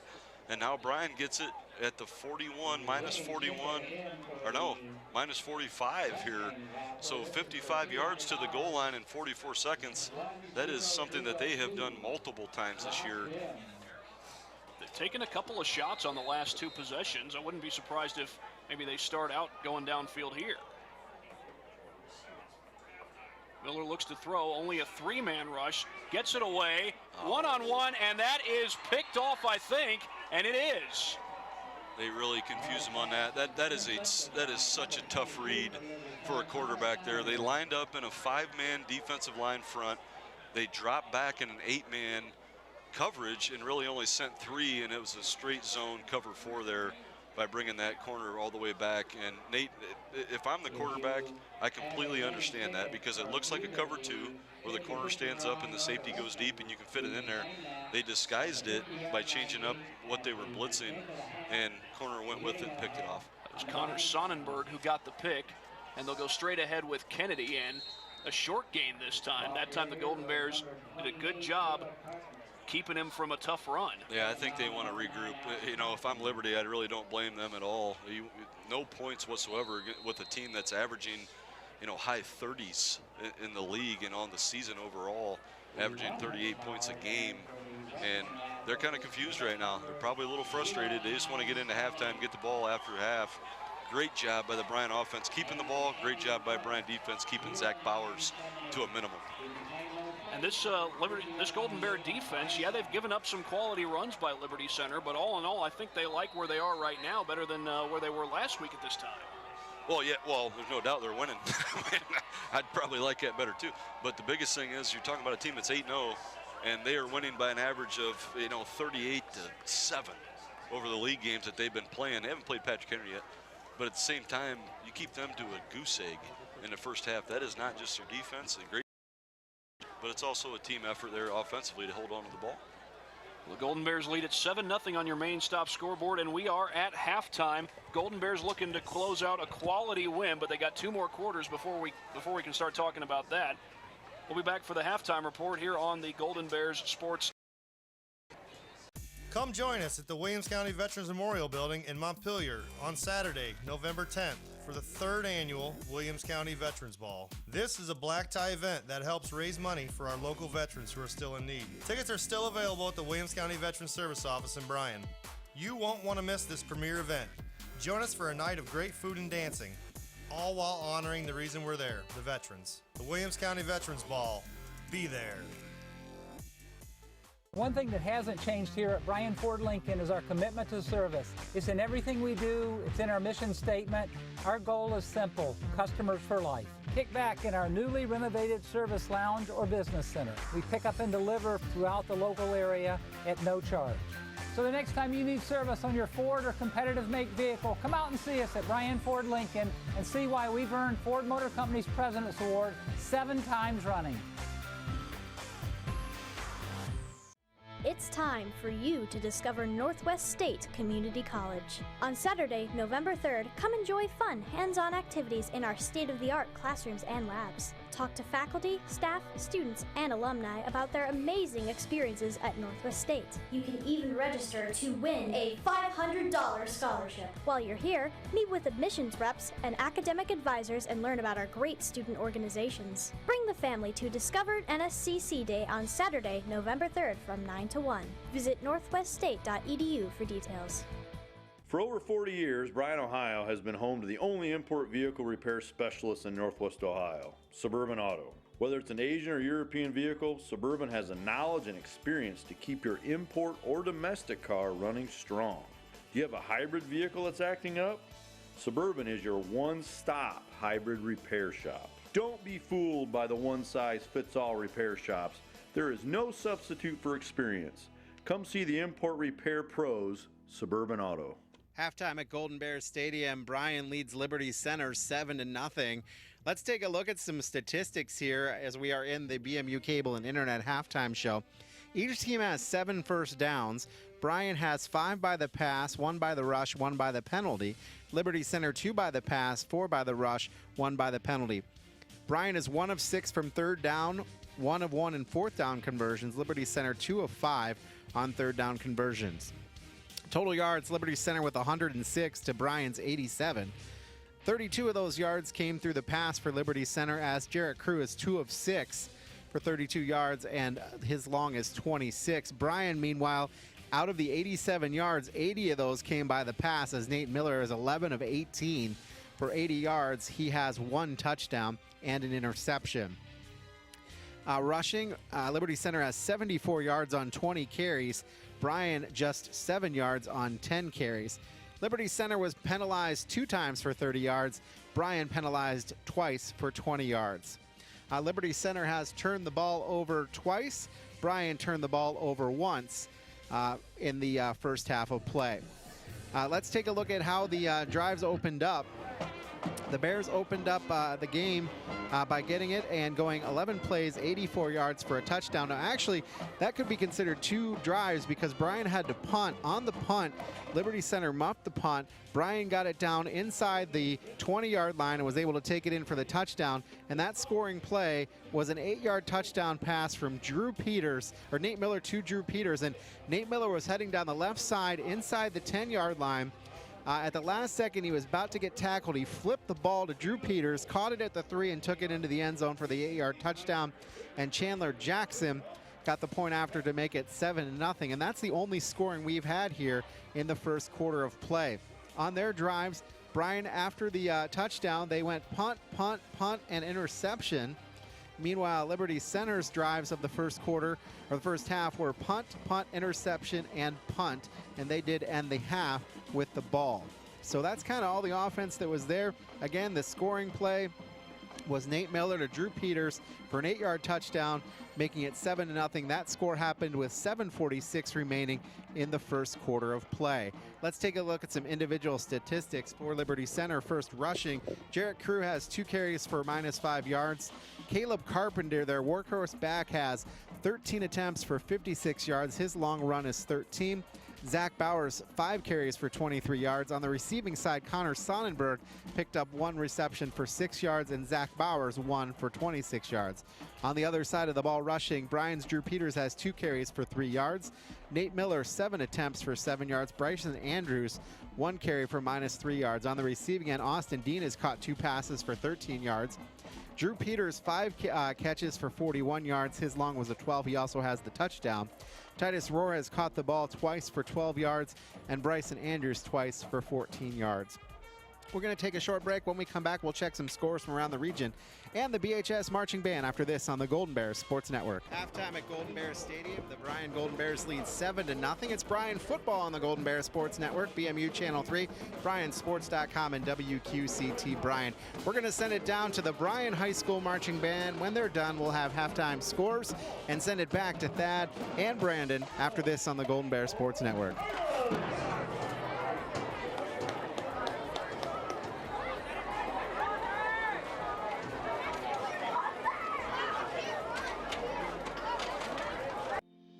When Cameron's family came to us with a plea for help, we put our minds and our hearts into creating a solution. Selfless teamwork made the impossible possible. NSCC really is the heart of education.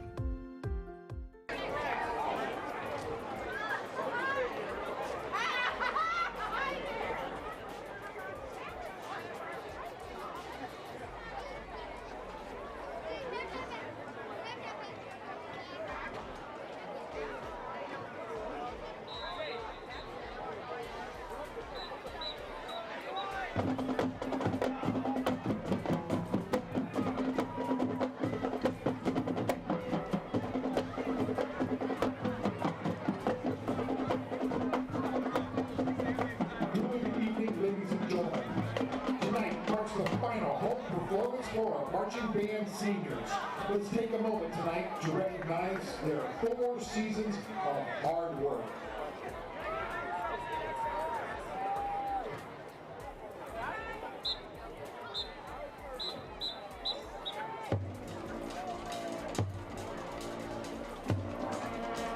Peyton Cromwell, Sheila Flynn, Hannah Garrett, Kate Justin, Andrew Knight, Hannah Cerny, Lucas Cerny, Chris Spangler, Isaiah Taylor, Caleb Von Sager, Timo Willis, Richard Webb, and Daisy Walls. Ladies and gentlemen, the class of 2019.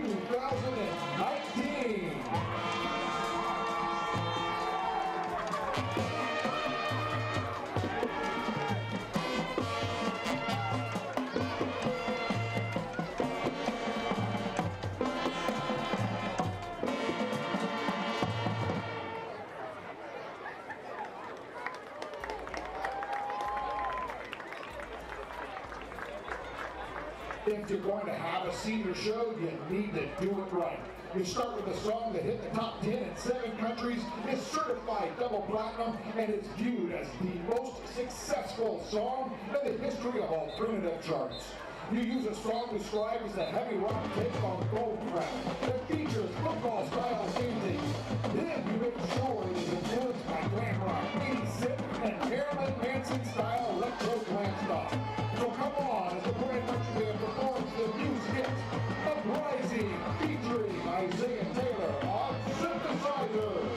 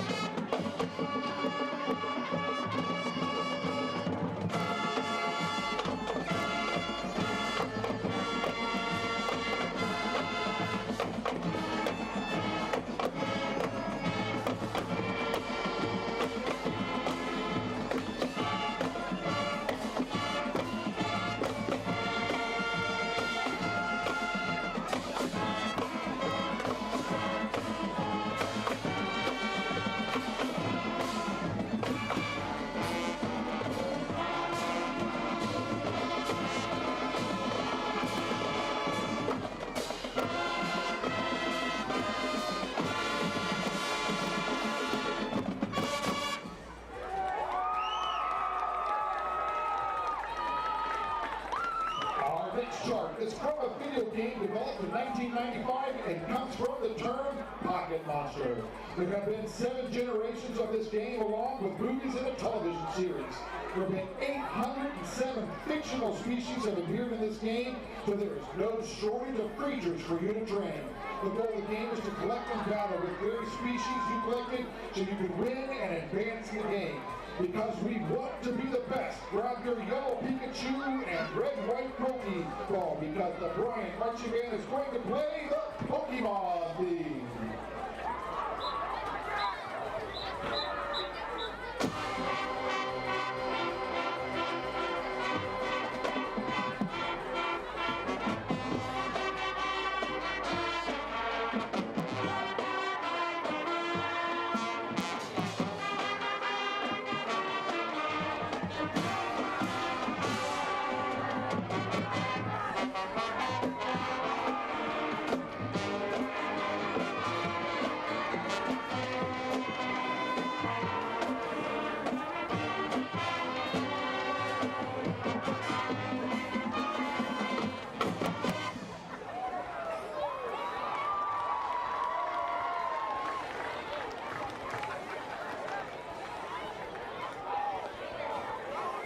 We close our senior show with a song used in ads, television, sports, and has already been covered over a dozen times.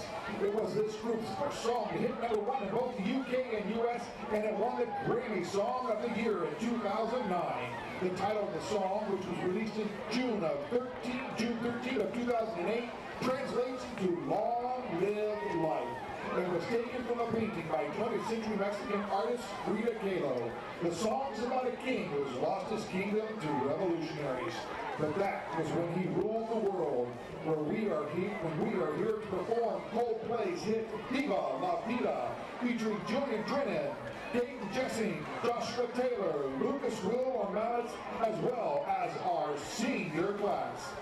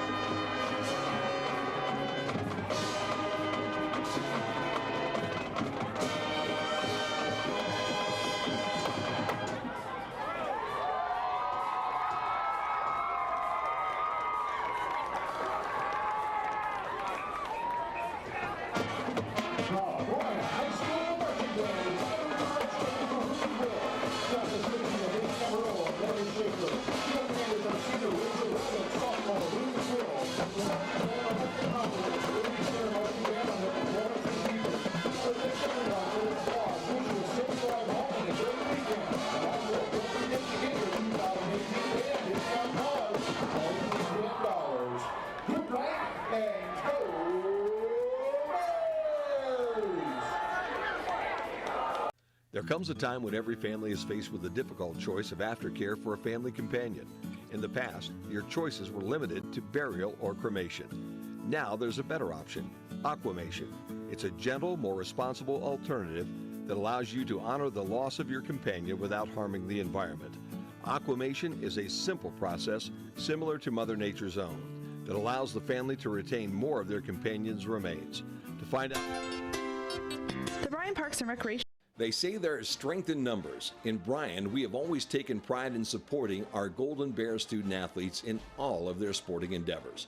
The Bryan Athletic Boosters now have a chance for you to get into the game. If you're Bryan proud, it's time to become Bryan strong. Whether you were a BHS athlete, are raising a BHS athlete, or just love supporting our Bryan High School athlete, this is your chance to be part of the BHS sporting community. Talk to any board member today on how easy it is to join, or contact us at 419-636-4536. Tonight's broadcast of Golden Bear Sports is proudly streamed by BMU Cable and High-Speed Internet. BMU is your hometown local provider for digital HD cable and high-speed internet. Call BMU today at 419-633-6100 or visit us on the web at cityofbryan.net. Go Bears from all of us at BMU.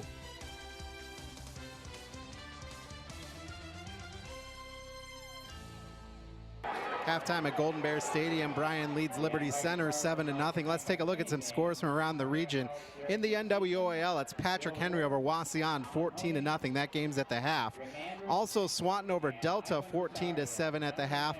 And the other one is tied in the second quarter, 14-14 between Evergreen and Archbold. Other games we're taking a look at, it is Holgate over Ayersville, 9-0. It is St. Mary's over Defiance, 21-0 at the half. Anthony Wayne over Napoleon, 21-6. It is Cardinal Stritch over Hilltop, 31-14 at the half. Edgerton pounding Wayne Trace, 36-0. It's Van Wert over Salina, 26-7. Again, these all halftime scores. In the second quarter, Antwerp over Hicksville, 14-8. It is Fairview over Tenora, 16-7. The Locos of Montpelier pounding Stryker, 54-0. And Toledo Christian and Eden are tied at 6-6. We're going to take one final halftime timeout. Back to Thad and Brandon after this on the Golden Bears Sports Network. It's been said a million times, there's nothing in the world more important than family. We understand that at Oberlin Turnbull Funeral Home and Crematory. Our entire staff is like family to us. They are some of the most caring, thoughtful, and dedicated people in our industry. In fact, our newest members are part of my family. When the time comes for your family to say goodbye, remember our family, Oberlin Turnbull Funeral Home and Crematory, in Bryan, Sherwood, West Unity, and Hamilton. You don't always see them, and they don't always see you. That's the time to call Jason Dietz Collisions and Customs in Edgerton. Many of today's vehicles feature very durable and lightweight aluminum construction, and we are proud to be one of the few shops in the area with the proper tools and certified technicians to bring that aluminum beauty back to life. Jason Dietz Collisions and Customs on State Route 6 on the east side of Edgerton. Halftime at Golden Bears Stadium, 7-0. Bears lead over the Tigers at Liberty Center. Let's send it back up to Thad and Brandon. Guys? Chris, thank you very much. 7-0 on your main stop scoreboard here at halftime. The Golden Bears leading the Tigers of Liberty Center. And this is a Liberty Center team that came into today beating their opponents by over an average of 29 points on the season. So Golden Bears obviously feeling good about themselves. Obviously they're in front, but obviously because they've held them scoreless to this point. Yeah, right now, like we talked about, it's a really combination of offense keeping the ball, taking care of it, throwing a lot of short passes, not turning the ball over, and defense keeping Zach Bowers in front of him. Carpenter's got his yards. He's over 50 yards on 11 carries, but you can handle that. It's not a big deal. Really, the only biggest kind of difference in the game right now is the muff punt by Liberty Center on the first drive by Bryan, where they cashed it in after that. So right now, pretty evenly matched. Really surprising. Probably for some Liberty Center people. I don't think it's really that surprising from Bryan's side, seeing them on film. I think everybody thought we can keep them in front of us compared to last week where we struggled with that, and they're doing that right now. Bryan, they've been going with a lot of these the short passing routes, some of the quick hitch routes and the slant routes for the most part. They've been able to take a few shots down the field even though they haven't hit those, but you wonder if maybe we'll start to see more of those deep passes down the field as the game goes on. Yeah, you're going to loosen them up, especially with the lead. There's going to be times where Liberty's going to have to take more shots. You're really one drop away where Bryson Andrews dropped one going in the end zone. It could be 14-0 right now as well. So right now for Bryan, they're doing what they need to do and it doesn't really matter if they can keep them in front of them and make them grind it out. And one of the biggest things you haven't really talked about or people might not notice, Titus Rohr as the punter has locked them into the 5-yard line twice. And when they get 3 first downs after that, they're not going all the way to the other side and putting pressure on you now. They're still at the 30-yard line of their own. So those are big plays where we got stopped on those drives, but the punts have really been a big deal. Well, the Tigers are going to get the ball to start the second half. And by the way, you might notice the red, white, and blue bear paw there at midfield. That's because tonight is Military Appreciation Night. We're able to honor some military veterans. They stood in the end zone while they were recognized during the playing God Bless America between the first and second quarters.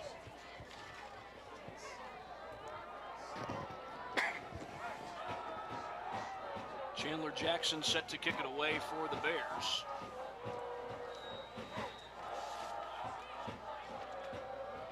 And it's a short kick, muffed, and eventually picked up. And that's going to go for a -1 yard return.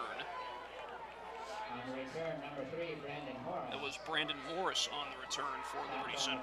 Biggest struggle they've had tonight is fielding kickoff returns and punt returns.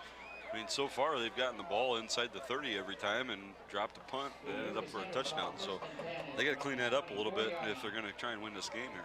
There's a touchdown pass from Nate Miller to Drew Peters from 8 yards out. And this drive will start from the 24-yard line. Bowers motions, and the handoff will go to Carpenter. And a short gain there on first down. Looks like he got about 3. Yeah, another fold, like we call it on the left side there, where your outside lineman comes in, blocks in, your inside interior lineman guard goes around him on a little mini pull there. And great job by Bryan. It's a big kid. You got to keep him in front of you. If you give up 3 yards to him, so be it. Move on and try and keep him in front of you again. Make him throw the ball right now. Carpenter's a big guy, and he has gotten some good carries today, but not nearly the kind of tough runs that you saw last week from Morrow and Ramey and Patrick Henry. But this is a good run again by Carpenter, and he gets out to about the 32, just a couple yards shy of the line to gain. Yeah, you don't really think, the Tigers are going to change their stripes here completely. It's still 11 minutes to go in the third quarter. They're only down 7-0. They don't have to completely go to the air raid offense here, which they're uncomfortable with. So they're going to keep running the ball. They're looking for 5, 6, 7 yards of carry, and they've gotten that most of the year. Right now, they got to figure out a different way to get it. The first half, it didn't work. This is 3rd down and 2. Very manageable situation for the Tigers. And it's Carpenter met in the backfield. He didn't get there. He was stopped for no gain. Dominic James was in on that tackle for the Bears, if I'm not mistaken.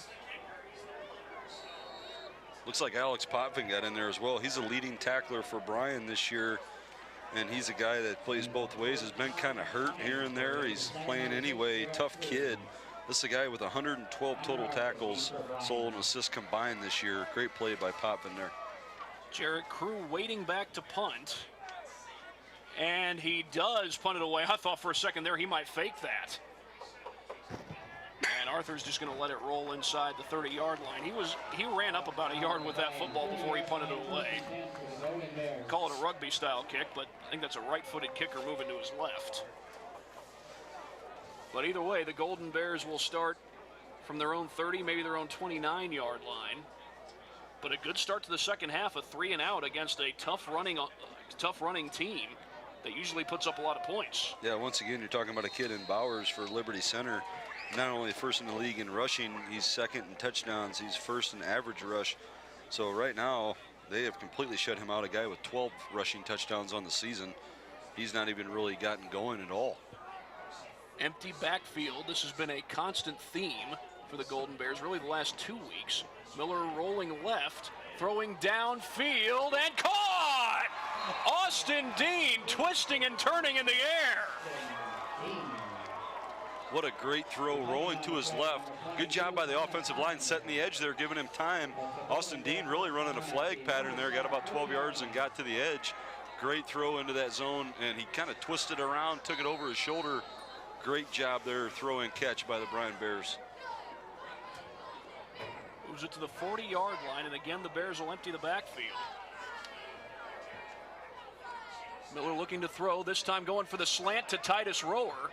And that's a good gain on first down. He gets about 6 yards, and that could have easily been a mix-up. He and Drew Peters came very close to each other. Yeah, it looked like Drew was kind of confused on that. He was the inside. It was just a mesh kind of cross route there. And again, if you're going to do the zone coverage and move back, you might as well do that and confuse him. So great call. Looked like he was a little bit confused on the play, but ended up working out for 5, 6 yards.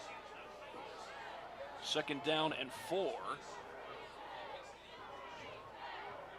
4 down, and Miller looks to throw. Has time. Receiver fell down, and was that picked off? No, it was not. I think that was Carl Yaney who nearly came up with that pick. Yeah, just a hitch out there by Drew. Looked like he fell down just on the conditions and still threw it. Again, timing route, you're going to throw it anyway. Nate didn't know he was going to fall down. Could have easily been picked off and probably returned for 6 if that would have been a little higher. Yeah, it hasn't been an extreme downpour, but we have had rain throughout the day. It's kind of been off and on. Miller looks to throw. Rolling right. Has a man. Gets it to him. That's Andrews inside the 15 and down to the 9. First and goal for the Golden Bears. Check that, that's Connor Arthur, number 13. Yeah, that's a drop 8 coverage again. They pulled 2 guys back off the line when they showed 5 on the front, and they drop 8 into coverage. Great job by Connor. We talked about it earlier, just getting into a gap and sitting against the zone on a roll out there by Nate to his right when the linebackers took basically him and the corner took the out route away. Good job there being patient by Connor Arthur and Nate Miller. Well, this is a huge opportunity for the Golden Bears, up 7 with a goal-to-go situation. They've got Peters in the backfield. Miller looks to throw, gets protection, pass is caught, touchdown, Bryson Andrews. Second touchdown pass of the game for the Golden Bears. They've got a 2-score lead against a really good football team. I tell you what, one of the best things of that play, Drew Peters picked up a blitzing linebacker up the gut. They sent him and he was free through the line. Drew Peters came up and really stood him up, gave Nate Miller time. What a great block there by Drew Peters. Not sure if that was a pick play, but that looked like a very similar route to the one that Hunter Renfro ran in Clemson's championship game win over Alabama. The extra point is good by Chandler Jackson.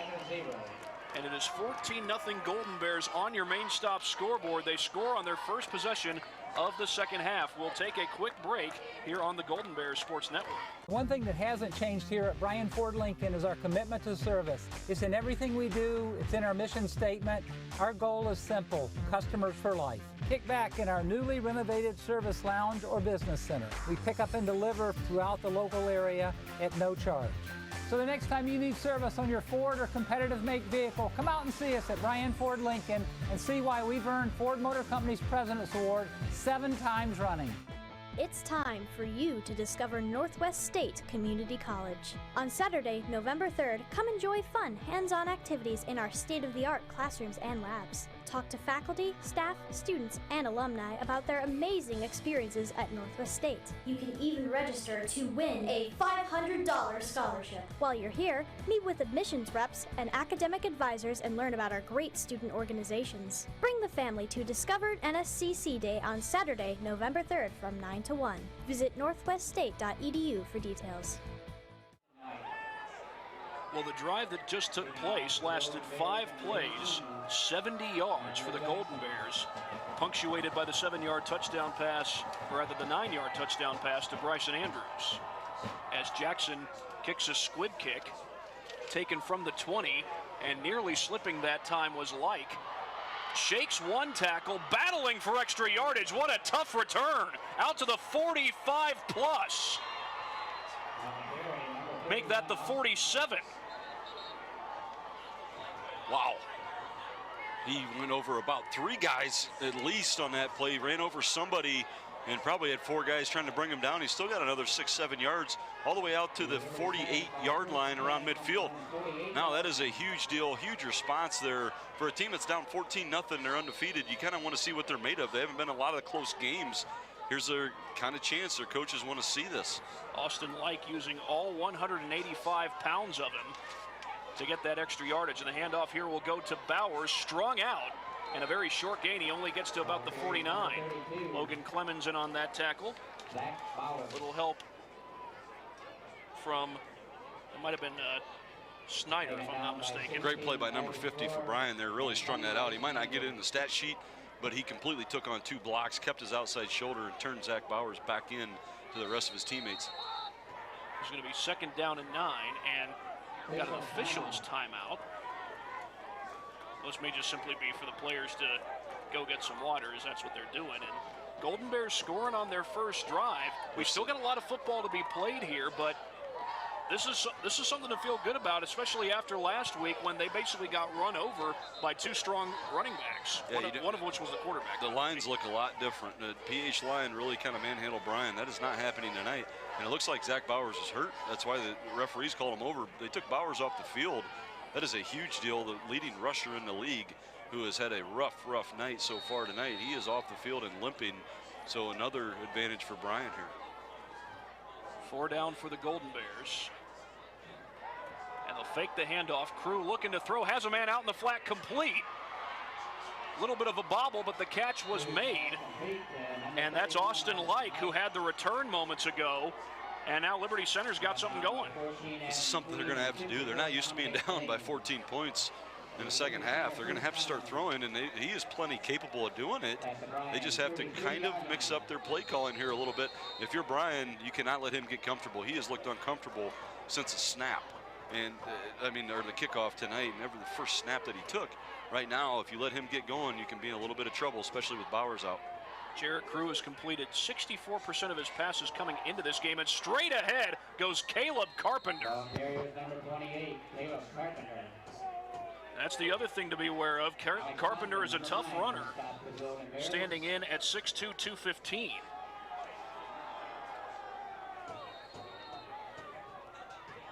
And they marked that back at the 32 or the 27-yard line. I'll be honest, I thought he got further up than that. Golden Bears will take it, though, as Carpenter tries to smash his way forward, and he gets to the 25-yard line, got a couple of yards, and a very short third down coming up. Yeah, good play there by the D-line for Bryan. Looked like really just a simple trap up front, which is something Liberty Center loves to run. Just pull your guard, run straight up the middle, and try and get one of those D linemen that's coming up the field out of the way. Good play there. Pretty much the same play both times. That time Bryan adjusted to it. This is 3rd and 2. Only one pass thrown on this possession so far, but that got the Tigers into plus territory. Hand off to Carpenter, breaks a tackle. He's got the first inside the 20. And this is the first time Liberty Center has had it in the red zone, and I couldn't tell who it was, but one of the Liberty Center starters was trying to fire up that visiting crowd. Yeah, again, the visitor side is packed, which is not surprising for Liberty Center to travel well for a football team. But they have been pretty darn quiet over there. I think they're in a little bit of shock. This is the kind of drive that they had to have with 6 minutes to go in the third, down 14. Handoff will go to Carpenter, and this time he's met, and he got about a yard, and that's about it. Mark it at the 15-yard line. Will be 2nd down and long. That D-line for Bryan's got to hang in there. They just got to hang in there. They're going to go to Carpenter. He's a 3-year letterman, senior, kind of a leader of this football team. They've got to keep him in front of them, make somebody else beat you right now other than him. Got a one-on-one matchup on the near side of the field. Handoff will go to Carpenter. Nope, they faked it, and the pass is caught, and that's Austin Like again. Did not get the first down, but it's going to be another short third down coming up. Yeah, everybody's role is going to get bigger if Bowers can't play. So right now, you've got to change completely your mentality if you're Liberty Center coaches, which looks like they're doing. They're more balanced. They're rolling him out. A lot of pass fake, play fake stuff to throw some out routes here, which is not something they normally do. So this is them adjusting to their leading rusher being out of the game. Austin Like has 2 catches on this possession. And here's the handoff to Carpenter. He's got it inside the 5, 1st and goal.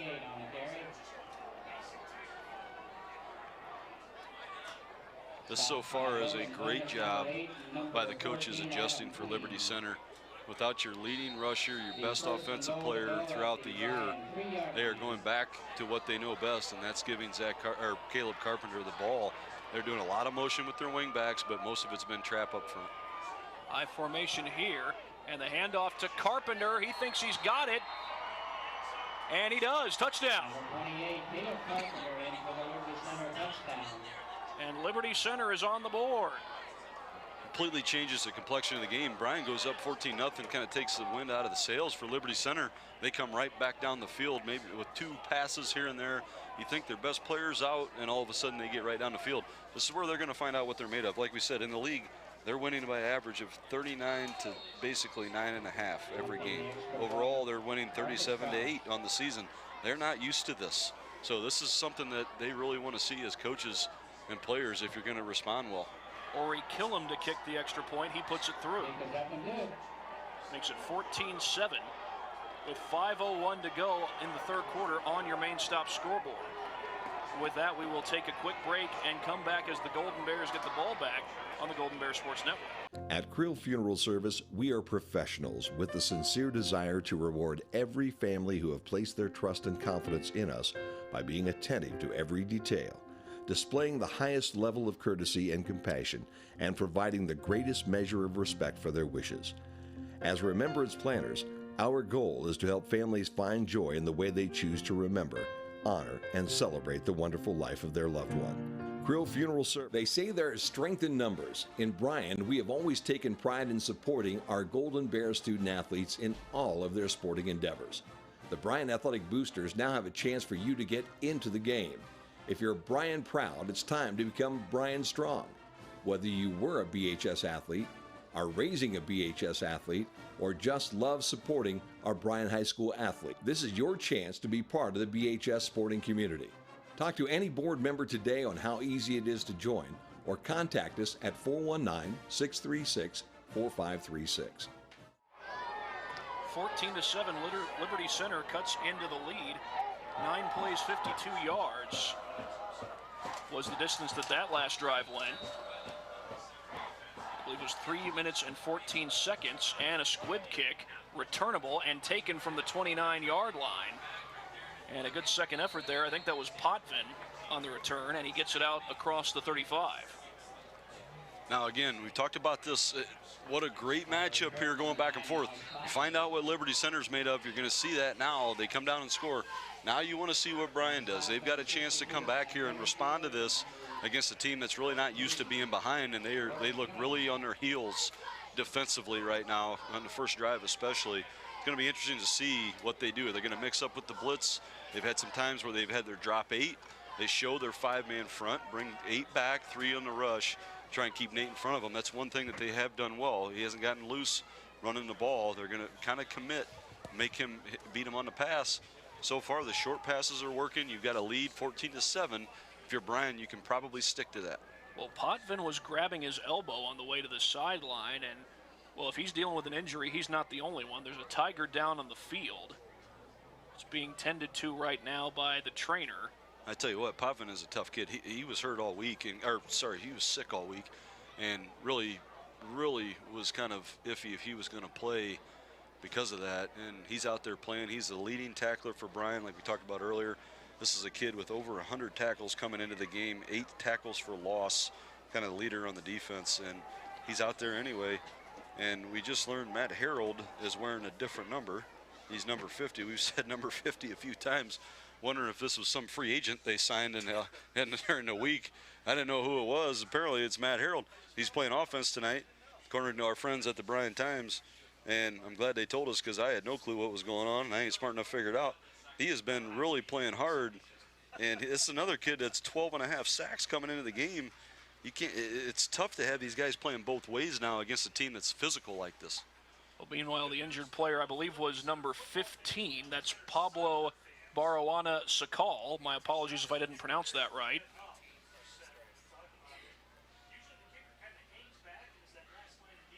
Now, the Golden Bears are going to get good field position to start this drive. But the question is, and you mentioned it already, Brandon, but how do they respond after giving up the touchdown? Yeah, they've really taken care of the ball well. That's going to be really, really important now. Miller will set up the screen to Andrews. It's read well, and Andrews might have gotten a yard on that play, if anything. The tackle appeared to be Alex Riggy, number 27, who made the tackle for Liberty Center. And actually a pretty good play there by 33, Bryce Bailey for Liberty Center. He really took on Austin Dean, pushed him in the back, or the back of the play there to kind of make that play adjust and make the cut adjust right into the open arms for a Liberty Center Tiger. We'll empty the backfield here on 2nd down and 9.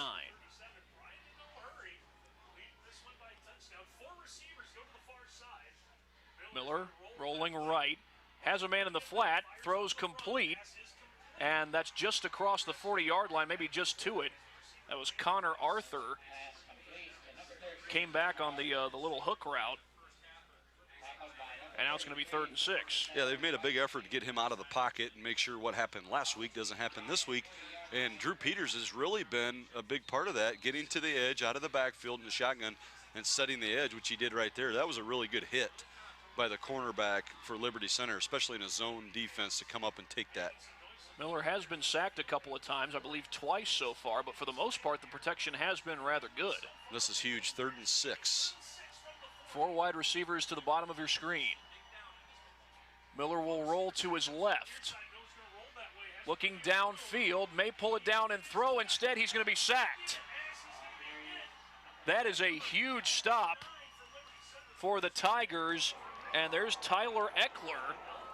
And Tyler Eckler has had a solid night in the pass rushing effort. That was essentially something similar up front, where you're just bringing him left now to the open side of the field. Drew Peters again setting the edge. He had plenty of time.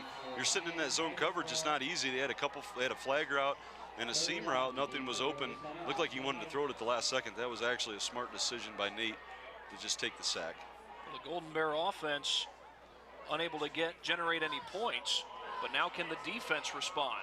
Fair catch signaled and made down to the 16-yard line. I know he didn't pin him inside the 5 like before, but Titus Rower with a good punt. We're in the 3rd or 4th floor, whatever this thing is, in the press box, and that ball was clearly over our heads on a spiral. My goodness. He has been excellent tonight kicking the football or punting the football. I believe this is his first time punting, at least in a game situation. I'm sure they've had him work on it in practice several times, I would imagine. Shoot. That was a great kick. This will be 1st and 10 from the 17, rather. 1st and 17, that would be quite the rarity. Handoff goes to Carpenter, and Carpenter with a good run, still on his feet. Blockers in front. He may be gone.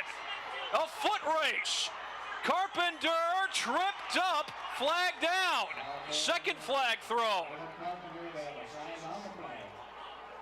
It's got to be a block in the back. Huge play anyway. It's going to come back a little bit, so it's going to negate maybe 15 yards of where it would have been, but what a big time run by Caleb Carpenter. He got hit hard, but again, he was not hit in the legs. He was hit in the midsection. You cannot hit somebody that big and take him down without wrapping him up. The penalty is against Liberty Center.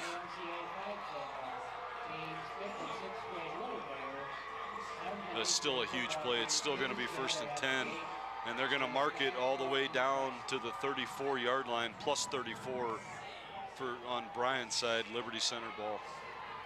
And the cheering you're hearing, that of course is coming from the visitors' side of the field, and there's quite a few Liberty Center fans on the far side stands. There always are. They travel well. Mark it at the 34-yard line, and the toss will go to Carpenter again, and a good run on 1st down again, gets to the 29. And I see Bowers back in there now. 32 for them is back in, but he has not really made an impact on this game as far as what he usually does, averaging 8 yards a carry. Tonight, right now, it's all about Caleb Carpenter, and we've talked about this. This is a guy you have to try and take out of their game plan and make Jarrett Crew throw the ball. So far on this drive, they haven't been able to do it. Haven't really tried to throw the football on this drive so far. And they won't do it here. This is Bowers upfield, and he's got the 1st down. That was a tough run by Bowers, and we're used to seeing that from Carpenter. Yeah, and I'm watching Bryson Andrews came in on that. Really looked like a kamikaze kind of hit. I don't think you want to get that kind of depth against their counter that they're running right now with their running backs. You get that far back into the field, you're kind of just taking yourself out of the play. You almost got to hold your block and then try and shed it to keep them in front of you instead of doing that. Liberty Center trying to make it back-to-back scoring drives, and here's Carpenter, breaks a couple of tackles, still on his feet. He's got another 1st down. Look at right about the 14-yard line. That was another fold on the left side of the line for Liberty Center. Outside guy on the line comes in, guard goes out around behind him and kind of leads the way. It's not necessarily a big student body block out there with the running back and the guard coming out there, but it kind of looks like that when you're free and clear with 2 guys. They come and block the edge. You got to keep your outside shoulder. Golden Bear defense was on the field a long time last week against Patrick Henry. And they'll go straight ahead to Carpenter again, and this time didn't get quite as much. Yeah, penetration there that time for Bryan, 51-50 for Bryan. Both got penetration, knocked him back. and he's up to over 160 yards rushing. A lot of them over 40 yards coming on the big run here on this drive, but they've got to, right now, if you're Bryan, he is the one guy that is hurting you. It's 14-7 with less than a minute to go in the third quarter. You cannot let that one person beat you on one drive like he is right now. And off to Bowers, breaks a tackle, he's gone, touchdown. Wow. A quick burst of speed from Bowers. And after he came off the field, I believe on the last possession, he makes it a one-point game. And that's what he brings. We keep talking about him, and people probably think we're crazy because we keep saying all this and he's not getting any yards or not making an impact. If you would have seen that play live with his cut and speed that he just got, you'd see why he's the leading rusher in the league right now. They bottled him up for a long, long time. When you got a guy like Carpenter getting all these yards, it's going to free up your buddy here, and it just did. The extra point pending. It is good. Well, Matt Harold came flying in there trying to block that. Keep it a one-point lead for Bryan, but to no avail. And with 43 seconds to go, we got a tie ball game here in Bryan. We'll be back in just a brief moment on the Golden Bears Sports Network. They say there is strength in numbers. In Bryan, we have always taken pride in supporting our Golden Bears student athletes in all of their sporting endeavors. The Bryan Athletic Boosters now have a chance for you to get into the game. If you're Bryan proud, it's time to become Bryan strong. Whether you were a BHS athlete, are raising a BHS athlete, or just love supporting our Bryan High School athlete, this is your chance to be part of the BHS sporting community. Talk to any board member today on how easy it is to join, or contact us at 419-636-4536. Tonight's broadcast of Golden Bear Sports is proudly streamed by BMU Cable and High-Speed Internet. BMU is your hometown local provider for digital HD cable and high-speed internet. Call BMU today at 419-633-6100 or visit us on the web at cityofbryan.net. Go Bears from all of us at BMU.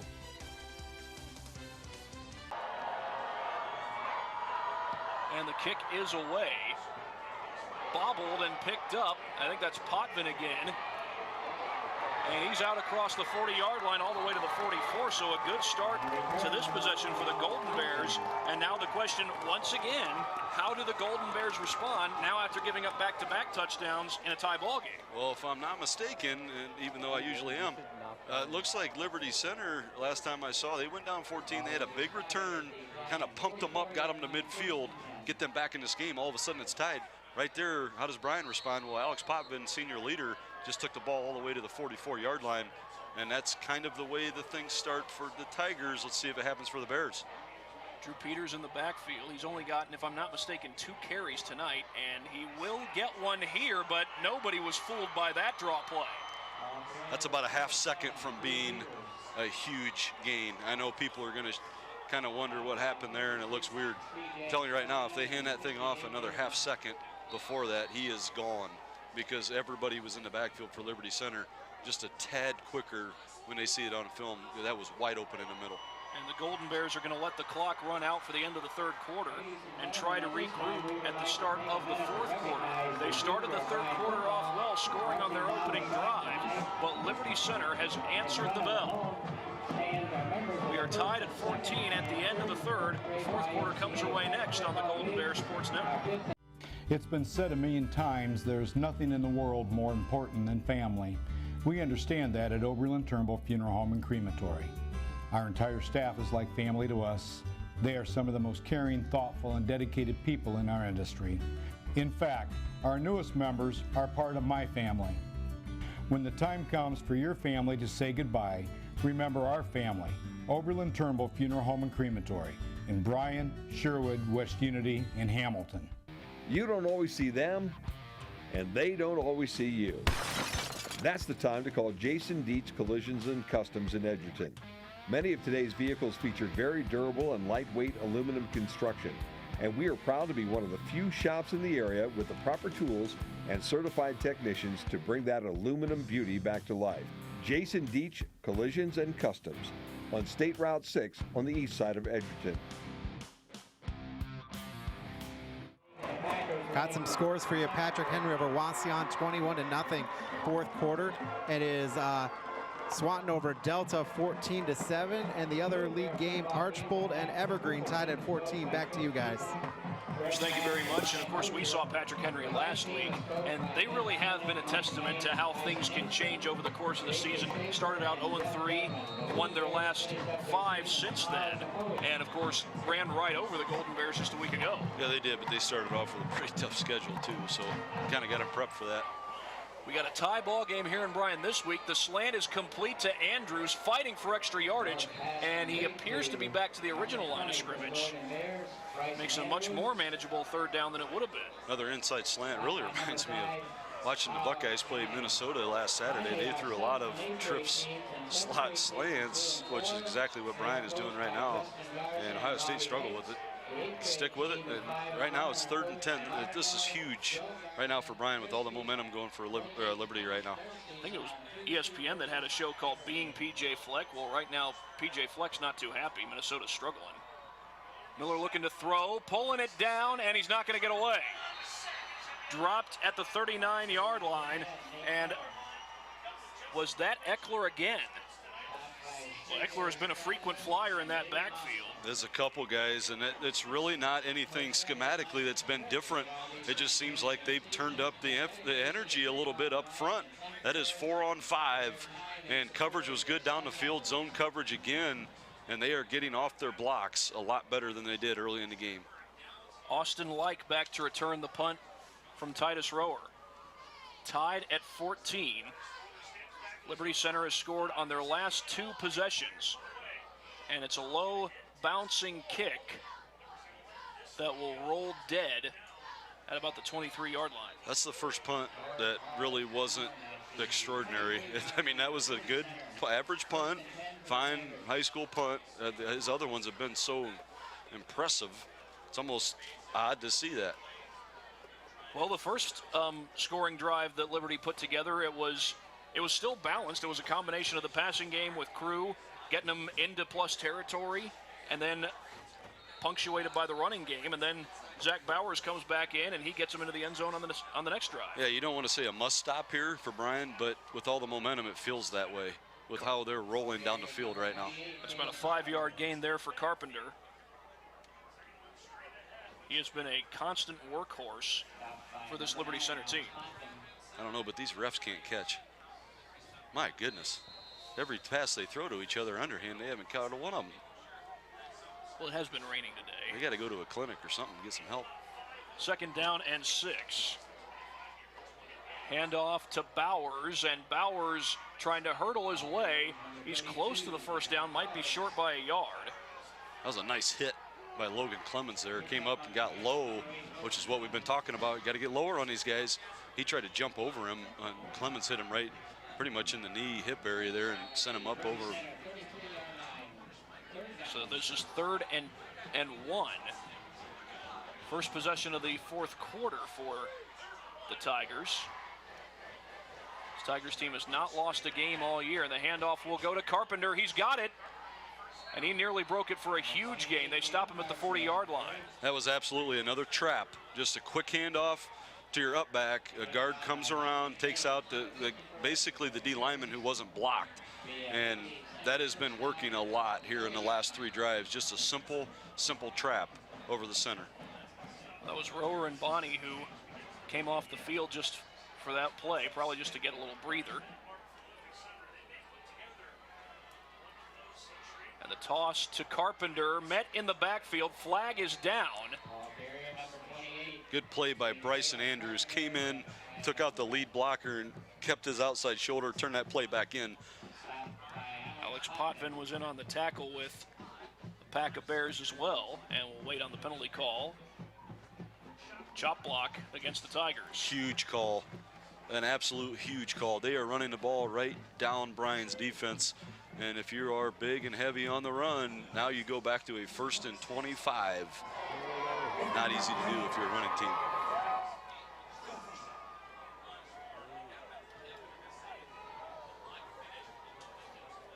So 9:07 to go here in the 4th quarter. Tied at 14 on the main stop scoreboard. marked it back to the 31-yard line, which would make it, scoreboard says 1st and 31, but this would effectively be 1st and 19. You got to get to midfield for the first down, and I don't know for sure, but the officials may be talking about the spot of the football. It's supposed to be 1st and 25. 10 plus 15 is 25. I mean, I ain't the sharpest tool in the ocean, but I know that. How do you not, Mark? I don't understand. Well, yeah, I don't know where you got that from. Sharpest tool in the ocean, unless you're we say working on that. submarines. We say that back home. Speaking of that, where's the Eden score? Come on, man. I had to hear all them other scores. I want to hear the Bombers. Quarter. Now they mark it back to the 26-yard line. Now it's 1st and 20. What is this? We got 1st and 29 on the scoreboard. I don't know what's going on. I don't know. I'll take it. Another 4 yards. Hand off to Bowers, and he finds room off the outside. 1st down and more. He may be gone, but he slips and falls at the 30, and he had a tackler in pursuit. And there he is. We talked about it on the touchdown run. Right there is his big playability. Said we've done very well keeping him from those chunk plays. Unfortunately, that did not continue. And on a 1st down and 29, and as much as these refs are struggling with their math, it didn't really matter on that play because that was a 40-yard plus run for Zach Bowers. And that could prove to be the play of the game. I know we still got a lot of football left to be played. Golden Bears aren't out of it yet. Fake the handoff. Crew downfield has a man. Wow. Beyond his reach. He was looking for Carl Yaney. They had set that up so well. Just run, run, run, run, run. That was a play fake to Caleb Carpenter. Everybody thought he was getting the ball. Their tight end released right down the middle of the field, and nobody from Bryan saw it. He was absolutely wide open. He probably could have Pony Expressed that to him and just barely missed it on the throw. There was not a single yellow helmet between him and the end zone. But the Golden Bears will take it. Handoff straight ahead to Carpenter, and another tough run. He's still going. He's into the end zone, though a flag has been thrown. It has been signaled a touchdown, but we'll check on the penalty. They said face mask. One guy's calling face mask. He just ran through 3 people from Bryan on another trap play up the middle. And that's going to count. The touchdown will stand. And Liberty Center has taken the lead.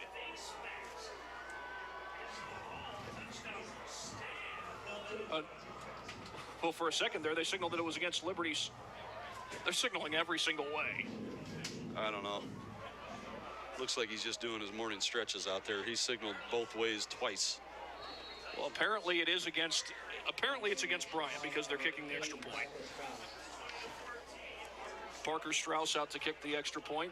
Bit of a high snap, but the kick is good. And it is 21-14, Liberty Center.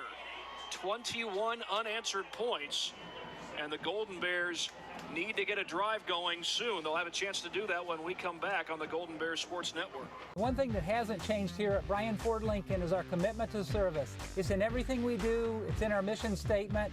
Our goal is simple: customers for life. Kick back in our newly renovated service lounge or business center. We pick up and deliver throughout the local area at no charge. So the next time you need service on your Ford or competitive make vehicle, come out and see us at Bryan Ford Lincoln and see why we've earned Ford Motor Company's President's Award 7 times running. When Cameron's family came to us with a plea for help, we put our minds and our hearts into creating a solution. Selfless teamwork made the impossible possible. NSCC really is the heart of education. 21-14 on the main stop scoreboard. Liberty Center with the lead, and because of the face mask penalty, they'll be kicking from Bryan's 45-yard line, the penalty enforced on the kickoff. You would think they would try and squib it here just to keep Bryan pinned back. What a huge penalty. Well, Austin Dean and Connor Arthur are back ready to return. And you hate to say that the Golden Bears need to get a quality drive going to rest their defense, but that defense has been on the field a long time here in this second half. Strauss to kick it away, and it's a low line drive that goes through the end zone. That makes 0 sense to me. I really don't know why. I know it's going to come out as a touchback, but you would think you'd want to squib that and make Bryan field it and try and pin him back, but what do I know? 8:24 to go here in the fourth quarter, and Nate Miller, who I believe threw for over 200 yards a week ago in the game against Patrick Henry, now a lot is riding on not just him, but certainly a lot is riding on this drive. He did. This is a guy with 1,255 yards leading the league coming in. Had 243 yards last week, mostly because you're behind. Well, you're in the same situation now. You got to let it fly a little bit.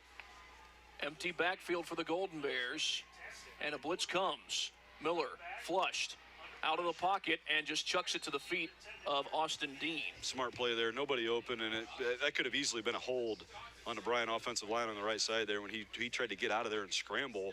It looked like somebody from Liberty Center, their left end, got held big time. So good break for Bryan there. And it is not panic time yet. There's 8:19 to go. You're down 7. You got plenty of time, but the problem has been stopping Liberty Center. So you would think you really want to get at least a decent drive and pin them back again here. Empty backfield again for the Golden Bears. Blitz.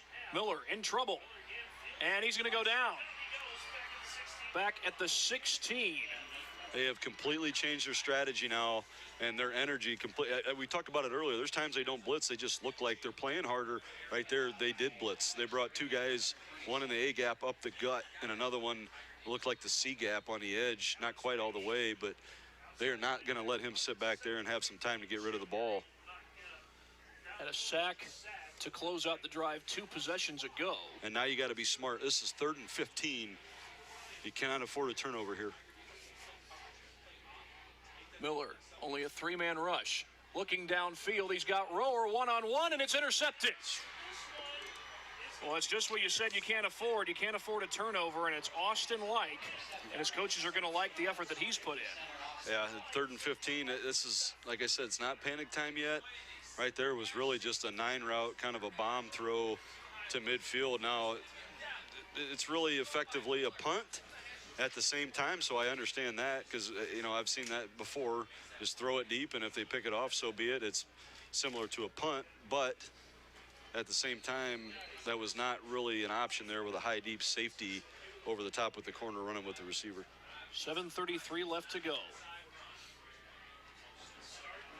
And the handoff will go to Bowers, and this time he stopped in the backfield, and I know it's only the first play of the drive, but that's a big tackle for loss for the Golden Bears. Oh, man, that was awesome. Bryson Andrews came in. Caleb Carpenter, the big kid, the big running back for Liberty Center, was the lead blocker on that play. He took him out right into the knees, and in the same time he did it, he took out Zach Bowers at the same time. That was awesome. That's one of those on film that he ought to get out of running or something later in the week because of that. What a great play. Toss to Carpenter, cuts up field, and a good gain there on 2nd down. It's going to be 3rd down, but a manageable situation. Kind of like Morrow last week, he is getting stronger as the game goes on. And now he's starting to jump cut. He's not a guy who puts his foot in the ground and can cut like Ramby was last week and Bowers is tonight. He's a bigger kid, but now he's jump cutting. And when he does that, both feet come off the ground. You've got to start hitting him low or at least getting a hand on his shin, and you can take him down. Because right now there's a couple times where he's getting away with it, and it can't happen. This is 3rd and 3. Carpenter battling. He's got it. Up to the 43-yard line. That was a pure lead play again. 2 backs in the backfield, one on the left side leads. Carpenter gets it from the right to left, and he got hit about 2 yards in front of the sticks. Just leaned over with 6'2" frame and got the 1st down. And the drive continues once again for Liberty Center.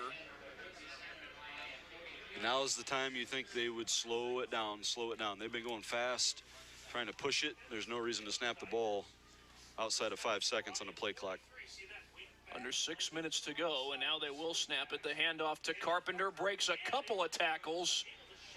Well, it is tough to bring this kid down. Like I said, he's getting stronger. He did not look like this in the first half at all. And to be honest with you, on film right now, you got to understand, we talked about this is the first time they've faced adversity, really, where every other game they're blowing people out. you really want to find out what your team's made out of, what your leaders are made out of, that is a very, very good leader on the field in Caleb Carpenter down there. Liberty Center hoping to be at 9-0 and 5-0 in league, or excuse me, 6-0 in league play when they face Patrick Henry next week. Last we heard, Patrick Henry was winning, I believe, 21-0. The handoff straight ahead to Carpenter, breaks free. Still on his feet, inside the 20, all the way down to the 15.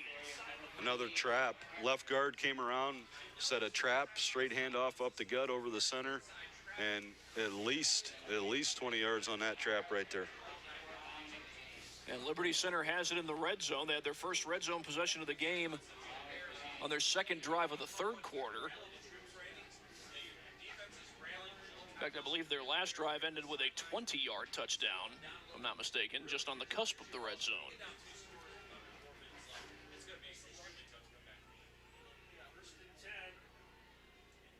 Handoff to Carpenter again, up the middle, still on his feet.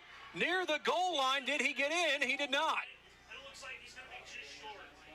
It's just another trap. They're running very, very similar plays over and over again. It's another trap.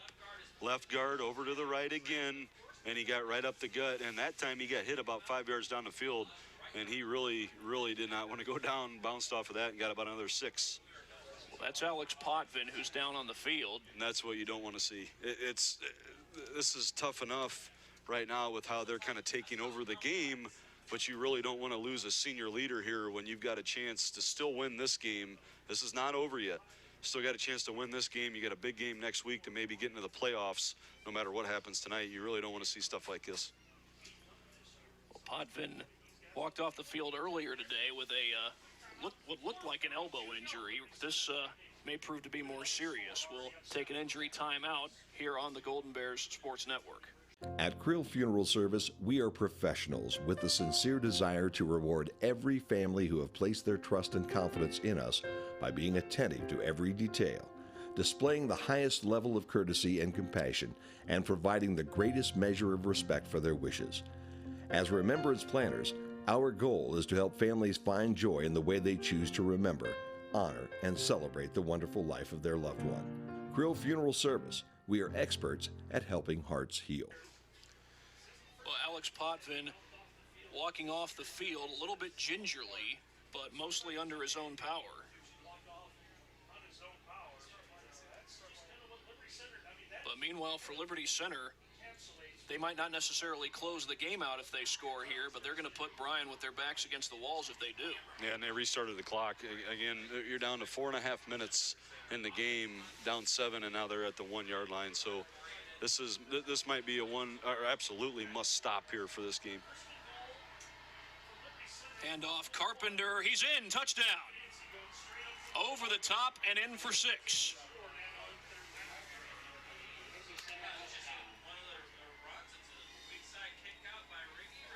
And with 4:19 to go, indeed the Golden Bears, again, they're not out of this yet, but they got their backs against the wall. They seem to have momentum after they scored on their first possession of the second half. You can say that penalty on the Carpenter run the drive before was really kind of the impetus for all this, where they kick off from the 45 and you got to throw it deep and it's an interception at midfield and you give them the ball, where earlier we said they're giving up 2, 3, 4 first downs, but they started at the 5 yard line. They still had to punt and they couldn't sustain it. Now they're getting the ball at midfield or the 40 yard line and they're going right down like it's seemingly not as big a deal for them. So field position has played a big part in this game in the second half. Well, the score is 28-14 on the main stop scoreboard. We'll take a quick break, and the Golden Bears will get the ball when we come back on the Golden Bears Sports Network. For over 40 years, Bryan, Ohio has been home to the only import vehicle repair specialist in Northwest Ohio, Suburban Auto. Whether it's an Asian or European vehicle, Suburban has the knowledge and experience to keep your import or domestic car running strong. Do you have a hybrid vehicle that's acting up? Suburban is your one-stop hybrid repair shop. Don't be fooled by the one-size-fits-all repair shops. There is no substitute for experience. Come see the import repair pros, Suburban Auto. It's Bryan High School football on the Golden Bears Sports Network, BMU Channel 3, bryansports.com, and WQCT Bryan. Looking at some scores, 19-19, Eden and Toledo Christian. It's Archbold over Evergreen, 28-14. And Swanton now up on Delta, 14-13. And Patrick Henry defeats Wauseon 21-0, guys.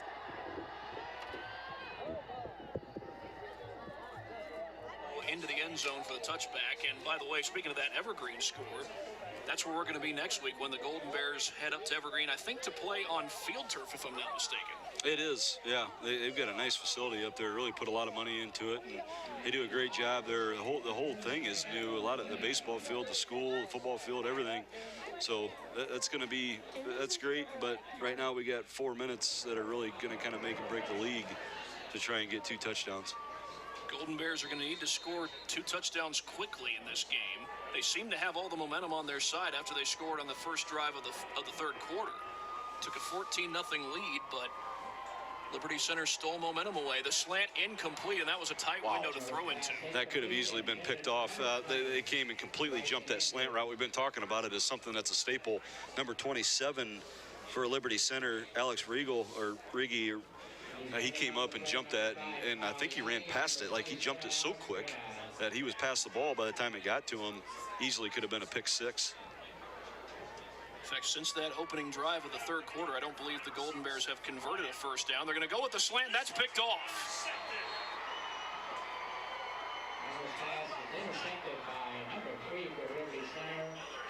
Brendan Morris with the pick.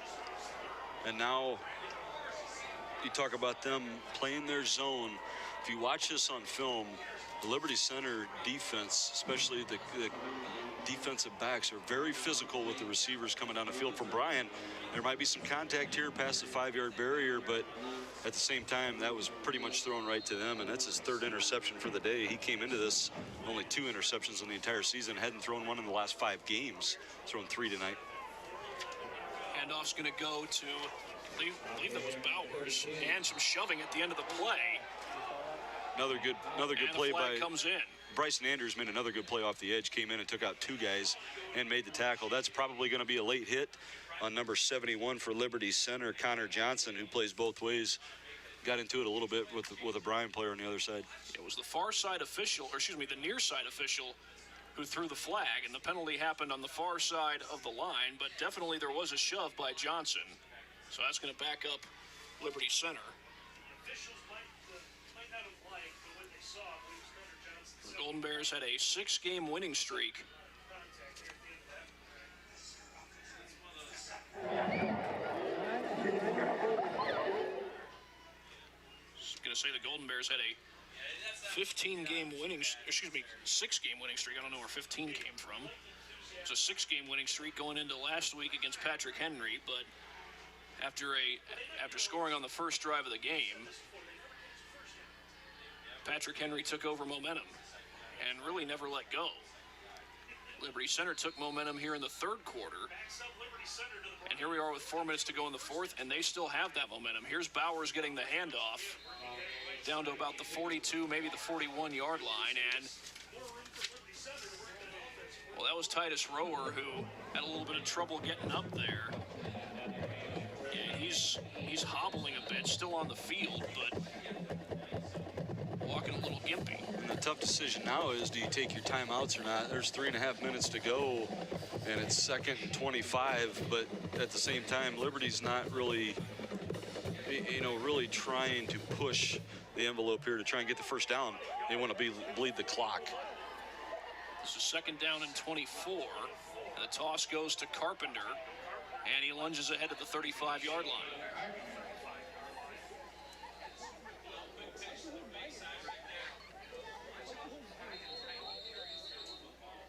And looks like, I think Bryan called the timeout here, and they did. And that comes with 3:05 to play. Taking a look at the scores. It's Holgate over Ayersville 9-0. Fairview over Tenora 16-7. Edgerton over Wayne Trace 52-7. Van Wert over Salina 38-14. Those are fourth quarter scores. Third quarter Antwerp over Hicksville 28-8. It is Swanton over Delta 14-13. Toledo Christian and Eden tied at 19 apiece. It is Archbold over Evergreen 28-14. Third quarter, Cardinals stretch over Hilltop 45-20. Montpelier over Strikers 68-0. These now finals: St. Mary's over Defiance 42-zip. Anthony Wayne over Napoleon 36-6. And Patrick Henry over Wauseon 21-0. Guys? Chris, thank you very much. 28-14, Liberty Center leading Bryan with 3:05 to go. And Golden Bears, not surprisingly, calling a timeout there. They've got 2 left, and here we are on 3rd and 17. Yes, this is a huge stop here. And again, I've talked about this. It's 3rd and 17. They don't really have the urgency to try and get a first down here or throw the ball. You want to run it, make Bryan use a timeout here like they just did. So I would imagine that would be their strategy. Maybe punt it, maybe run it again after that. Handoff goes to Bowers, and not much doing there. And that's one of those plays that Golden Bears would have loved to have had earlier in the game. Unfortunately, here we are with less than 3 minutes to go, and it's going to be a punt, you would think. I mean, technically, you could say that Liberty Center's in field goal range, but you don't see too many 50-yard field goals at the high school level. No, I saw the kid at Archbold hit a long one, but other than that, I don't imagine anybody hitting a 50-yard field goal. Bryan saving those 2 timeouts. I would think you would punt here. They're gonna let the clock run down and take a timeout here and make their decision. Yeah, it's down to 1. Now they call the timeout with 2:24 left to go. So allow Bryan to save their other 2 timeouts. With 28-14, you're down if you're Bryan with 2:24 to go. You really don't have time to run what you kind of came out with your game plan is the short hitch routes, a lot of smoke routes and stuff like that. You've really got to go down the field. The problem is now Liberty is adjusted. They are not allowing Nate to get back. They're sending linebackers to kind of take him out and take away his time, make his decision down the field. So it's kind of a catch-22 for Bryan. You got to try your best, maybe do some crossing routes here and there.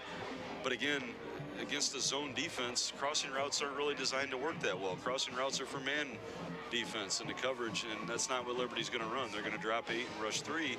So, or if they don't, they're going to run, 5 guys at the quarterback. You don't have that kind of time to wait on the crossing route.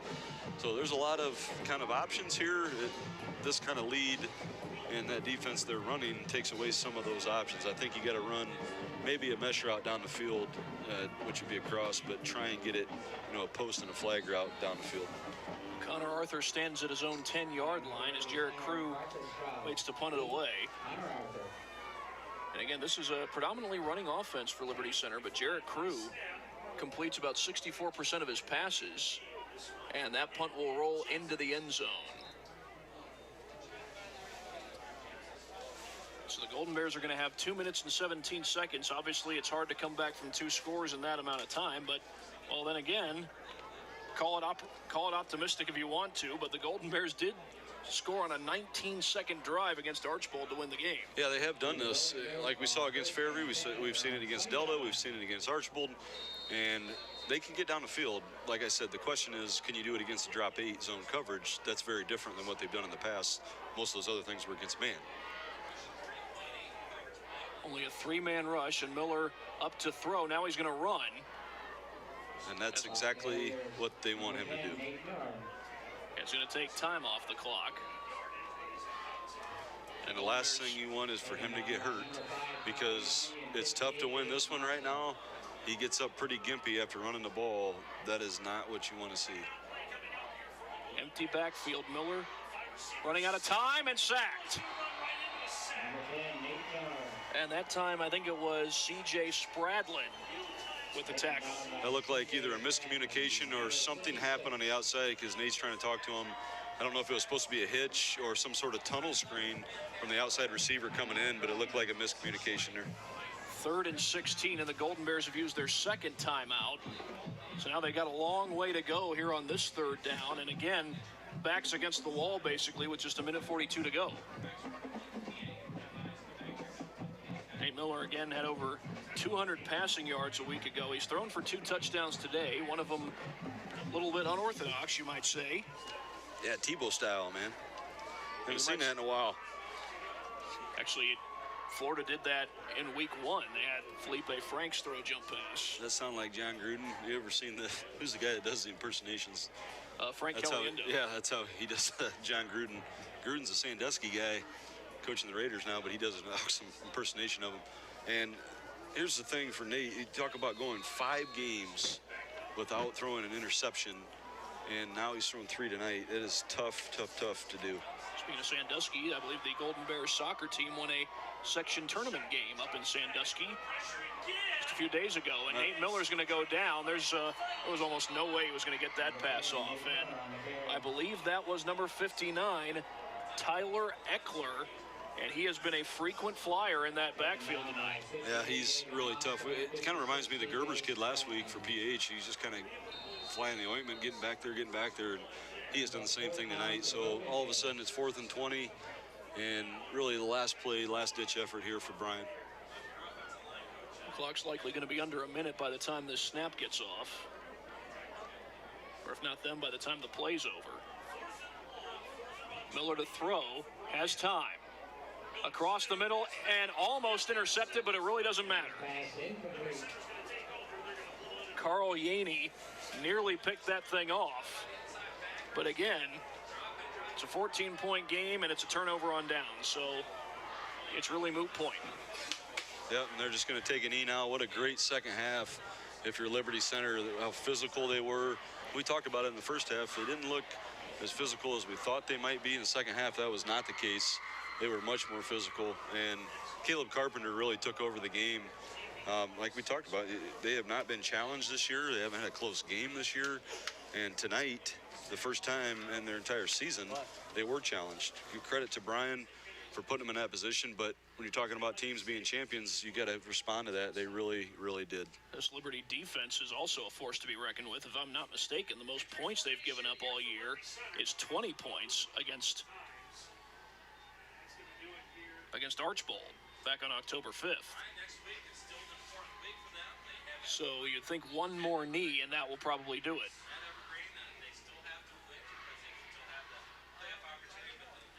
And they are going to have to take one more knee with the play clock shorter than the game clock right now. But Liberty Center is going to go to 9-0 on the season. This was a chance for a big win for the Golden Bears, and they wish they would have gotten it, but now they got to move on to next week and a road trip to Evergreen to try and close out the season with a W.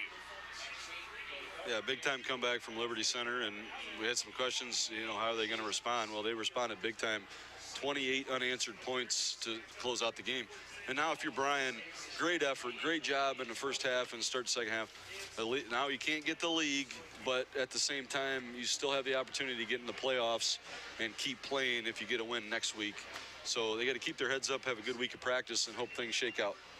28-14 is your final. Liberty Center beats Bryan. We'll be back in a moment for a little wrap-up on the Golden Bears Sports Network. One thing that hasn't changed here at Bryan Ford Lincoln is our commitment to service. It's in everything we do. It's in our mission statement. Our goal is simple: customers for life. Kick back in our newly renovated service lounge or business center. We pick up and deliver throughout the local area at no charge. So the next time you need service on your Ford or competitive make vehicle, come out and see us at Bryan Ford Lincoln and see why we've earned Ford Motor Company's President's Award 7 times running. It's time for you to discover Northwest State Community College. On Saturday, November 3rd, come enjoy fun, hands-on activities in our state-of-the-art classrooms and labs. Talk to faculty, staff, students, and alumni about their amazing experiences at Northwest State. You can even register to win a $500 scholarship. While you're here, meet with admissions reps and academic advisors and learn about our great student organizations. Bring the family to Discovered NSCC Day on Saturday, November 3rd from 9 to 1. Visit northweststate.edu for details. For over 40 years, Bryan, Ohio has been home to the only import vehicle repair specialist in Northwest Ohio, Suburban Auto. Whether it's an Asian or European vehicle, Suburban has the knowledge and experience to keep your import or domestic car running strong. Do you have a hybrid vehicle that's acting up? Suburban is your one-stop hybrid repair shop. Don't be fooled by the one-size-fits-all repair shops. There is no substitute for experience. Come see the import repair pros, Suburban Auto. There comes a time when every family is faced with the difficult choice of aftercare for a family companion. In the past, your choices were limited to burial or cremation. Now there's a better option, Aquamation. It's a gentle, more responsible alternative that allows you to honor the loss of your companion without harming the environment.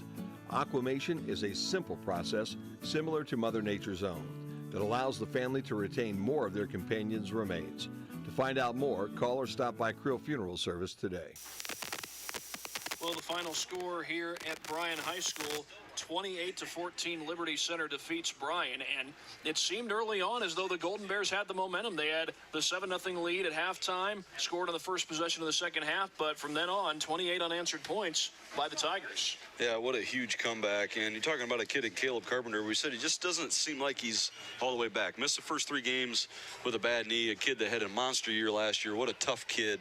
And coming into the game, he was still 5th in the league in touchdowns, 6th in rushing yards, and tonight he really showed up big time with over 200 yards rushing. So that was with the leading rusher Zach Bowers hurt for Liberty Center for part of the game there, and he was kind of bottled up for a while. So what a big night for those guys. Really didn't have to throw the ball much. They just kind of took over up front when we thought maybe they weren't quite as physical as what PH was last week. Second half, they definitely kind of changed that tune for us.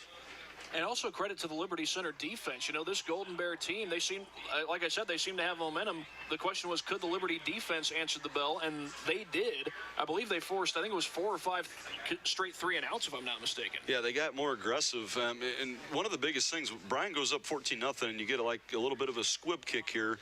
Whoever the kid was from Liberty Center ran through 6 or 7 people from Bryan and got it to midfield, and it kind of got the crowd pumped up a little bit. Seems like something little, but all of a sudden the team is kind of pumped up and they get going and they score, and then all of a sudden the defensive line, who hadn't really played with a ton of enthusiasm, they start playing a lot more aggressively after that, and they start blitzing now and being more aggressive as a defense. So it sounds like something ridiculous to say that little could change a game, but again, this is a championship type of program, community, and they really answered the bell really in their only close game to date. So 28-14 is the final. Golden Bears will be going up against Evergreen next week, and not only will that be on field turf, but also you like matchups? Well, we've got a matchup between 2 of the top passers in the NWOAL, Jake Etu and Nate Miller, going at it in that one.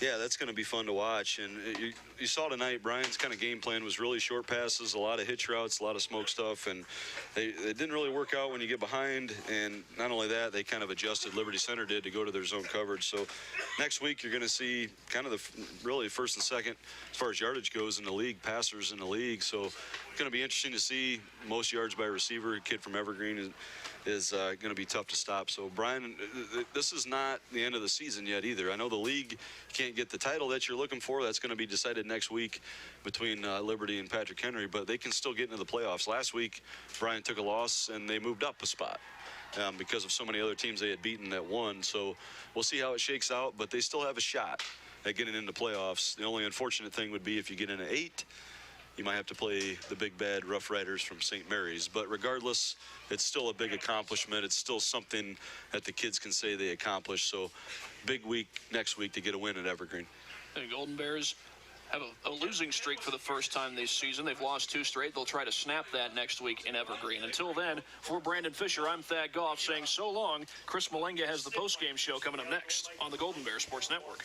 They say there is strength in numbers. In Bryan, we have always taken pride in supporting our Golden Bear student athletes in all of their sporting endeavors. The Bryan Athletic Boosters now have a chance for you to get into the game. If you're Bryan proud, it's time to become Bryan strong.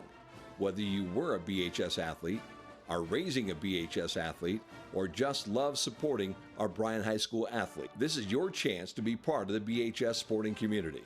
Talk to any board member today on how easy it is to join, or contact us at 419-636-4536.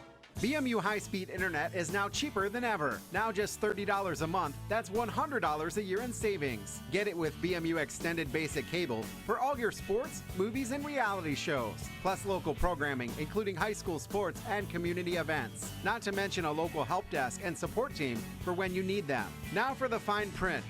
We don't have any. No contracts or hidden fees. Call BMU today at 419-633-6100 or visit us on the web at cityofbryan.net. It's been said a million times, there's nothing in the world more important than family. We understand that at Oberlin Turnbull Funeral Home and Crematory. Our entire staff is like family to us. They are some of the most caring, thoughtful, and dedicated people in our industry. In fact, our newest members are part of my family. When the time comes for your family to say goodbye, remember our family, Oberlin Turnbull Funeral Home and Crematory in Bryan, Sherwood, West Unity, and Hamilton. Back at Golden Bears Stadium, 28-14, Liberty Center wins this one over the Golden Bears. You're in the post-game show here on the Golden Bears Sports Network. I'm Chris Malenga. Let's take a look at some stats from the two teams. Liberty Center had 22 first downs to only 9 for Bryan. Liberty Center got 3 of those by the pass, 18 by the rush, 1 by the penalty. Bryan 7 by the pass, 1 by the rush, 1 by the penalty. Liberty Center was very effective on third down, 6 of 11. Bryan just 2 of 11, but Bryan was 1 of 2 from fourth down. Liberty Center rolled up 407 yards of total offense to Bryan's 143. 57 of those yards came on the ground as Jarrett Crew was 5 of 10 for 57 yards. Nate Miller, by the way, he was 18 of 31 for 167 yards. He had 2 touchdowns, but also 2 interceptions. Actually 3 interceptions on the game. Liberty Center had 350 yards of total rushing on 53 carries. Bryan's rushing minus 24 yards on 17 carries. Ain't going to get that done. 5 penalties for 70 yards for the Tigers, 2 penalties for 20 yards for Bryan. Liberty Center turned the ball over twice. They lost a fumble and had an interception. Meanwhile, Bryan turned the ball over 3 times as Nate Miller threw 3 interceptions.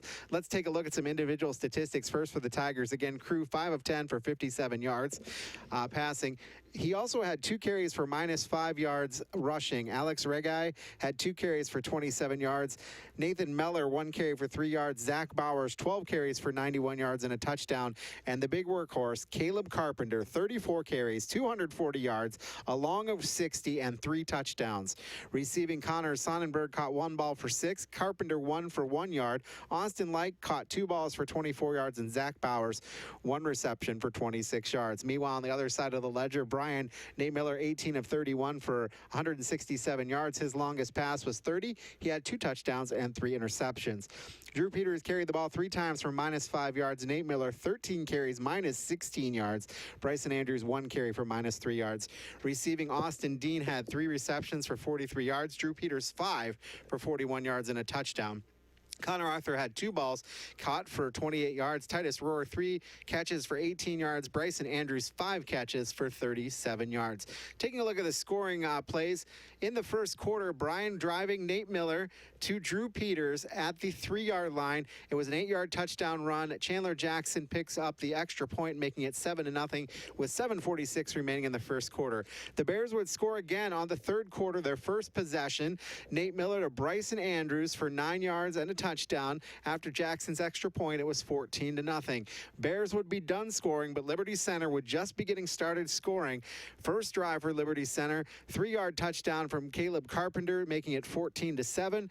Then with 42 seconds remaining in the third quarter, it was Crew handing off to Zach Bowers for 12 yards and a touchdown, making it 14-14. Then with 8:24 remaining in the fourth quarter, Crew to Carpenter. Carpenter 29-yard touchdown run. There was a penalty. It was on the defense, and it was on the kickoff, but it was 21-14. And then with 4:19 remaining, Carpenter from 1 yard out, touchdown to make it 28-14, and that's the way things would stand. So those are your stats, and we're going to take a short break. When we come back, we'll check scores from around the region and wrap things up. You're in the post-game show here on the Golden Bears Sports Network. You don't always see them, and they don't always see you. That's the time to call Jason Dietz Collisions and Customs in Edgerton. Many of today's vehicles feature very durable and lightweight aluminum construction, and we are proud to be one of the few shops in the area with the proper tools and certified technicians to bring that aluminum beauty back to life. Jason Deach Collisions and Customs on State Route 6 on the east side of Edgerton. Come join us at the Williams County Veterans Memorial Building in Montpelier on Saturday, November 10th for the 3rd annual Williams County Veterans Ball. This is a black tie event that helps raise money for our local veterans who are still in need. Tickets are still available at the Williams County Veterans Service Office in Bryan. You won't want to miss this premier event. Join us for a night of great food and dancing, all while honoring the reason we're there, the veterans. The Williams County Veterans Ball. Be there. Final score 28-14 here on the Golden Bear Sports Network. It's Liberty Center over Bryan. Let's take a look at some scores from around the area. This is fourth quarter. It's Delta over Swanton 20-14. These scores were last reported in the third quarter. Antwerp over Hicksville 28-8. Toledo Christian and Eden tied at 19. Archbold over Evergreen 28-14. Cardinal Stritch over Hilltop 45-20. These are now finals we're giving you. Edgerton over Wayne Trace 52-7. Van Wert all over Salina 38-20. St. Mary's pounds Defiance 42-0. And St. Mary's the #1 team in Region 14. It is Fairview over Tenora 30-7. It was Anthony Wayne over Napoleon 36-6. Holgate 9-0 over Ayersville. Montpelier 68-0 over Stryker. And Patrick Henry defeats Wauseon 21-0. In our broadcast game tonight, Liberty Center over Bryan 28-14. Well, that's going to do it from all of us here at the Golden Bear Sports Network. I want to thank our crew, Director Eric Herman, Production Assistant Chris Bryce, our camera Edna, Shar, and Jonathan, our commentators Thad Goff and Brandon Fisher. We want to thank the BHS Athletic Department, Mukru for Teresa Kuzmal, and the art department at BHS, Matt Neff and Stephanie Ponzak. Our board op back at WQCT, Ben Murray. And you can also order your DVD of this or any other game by calling 419-633-6137. Visit us on the web at cityofbryan.net and bryansports.com. This has been a production of BMU Video. This broadcast is copyrighted by BMU and the Board of Public Affairs for the private use of our audience. Any duplication or other use of this broadcast, including descriptions or accounts of the game without BMU's consent, is prohibited. Once again, for Thad Goff and Brandon Fisher, I am Chris Malenga. Your final score tonight, Liberty Center 28, Bryan 14, here on the Golden Bear Sports Network.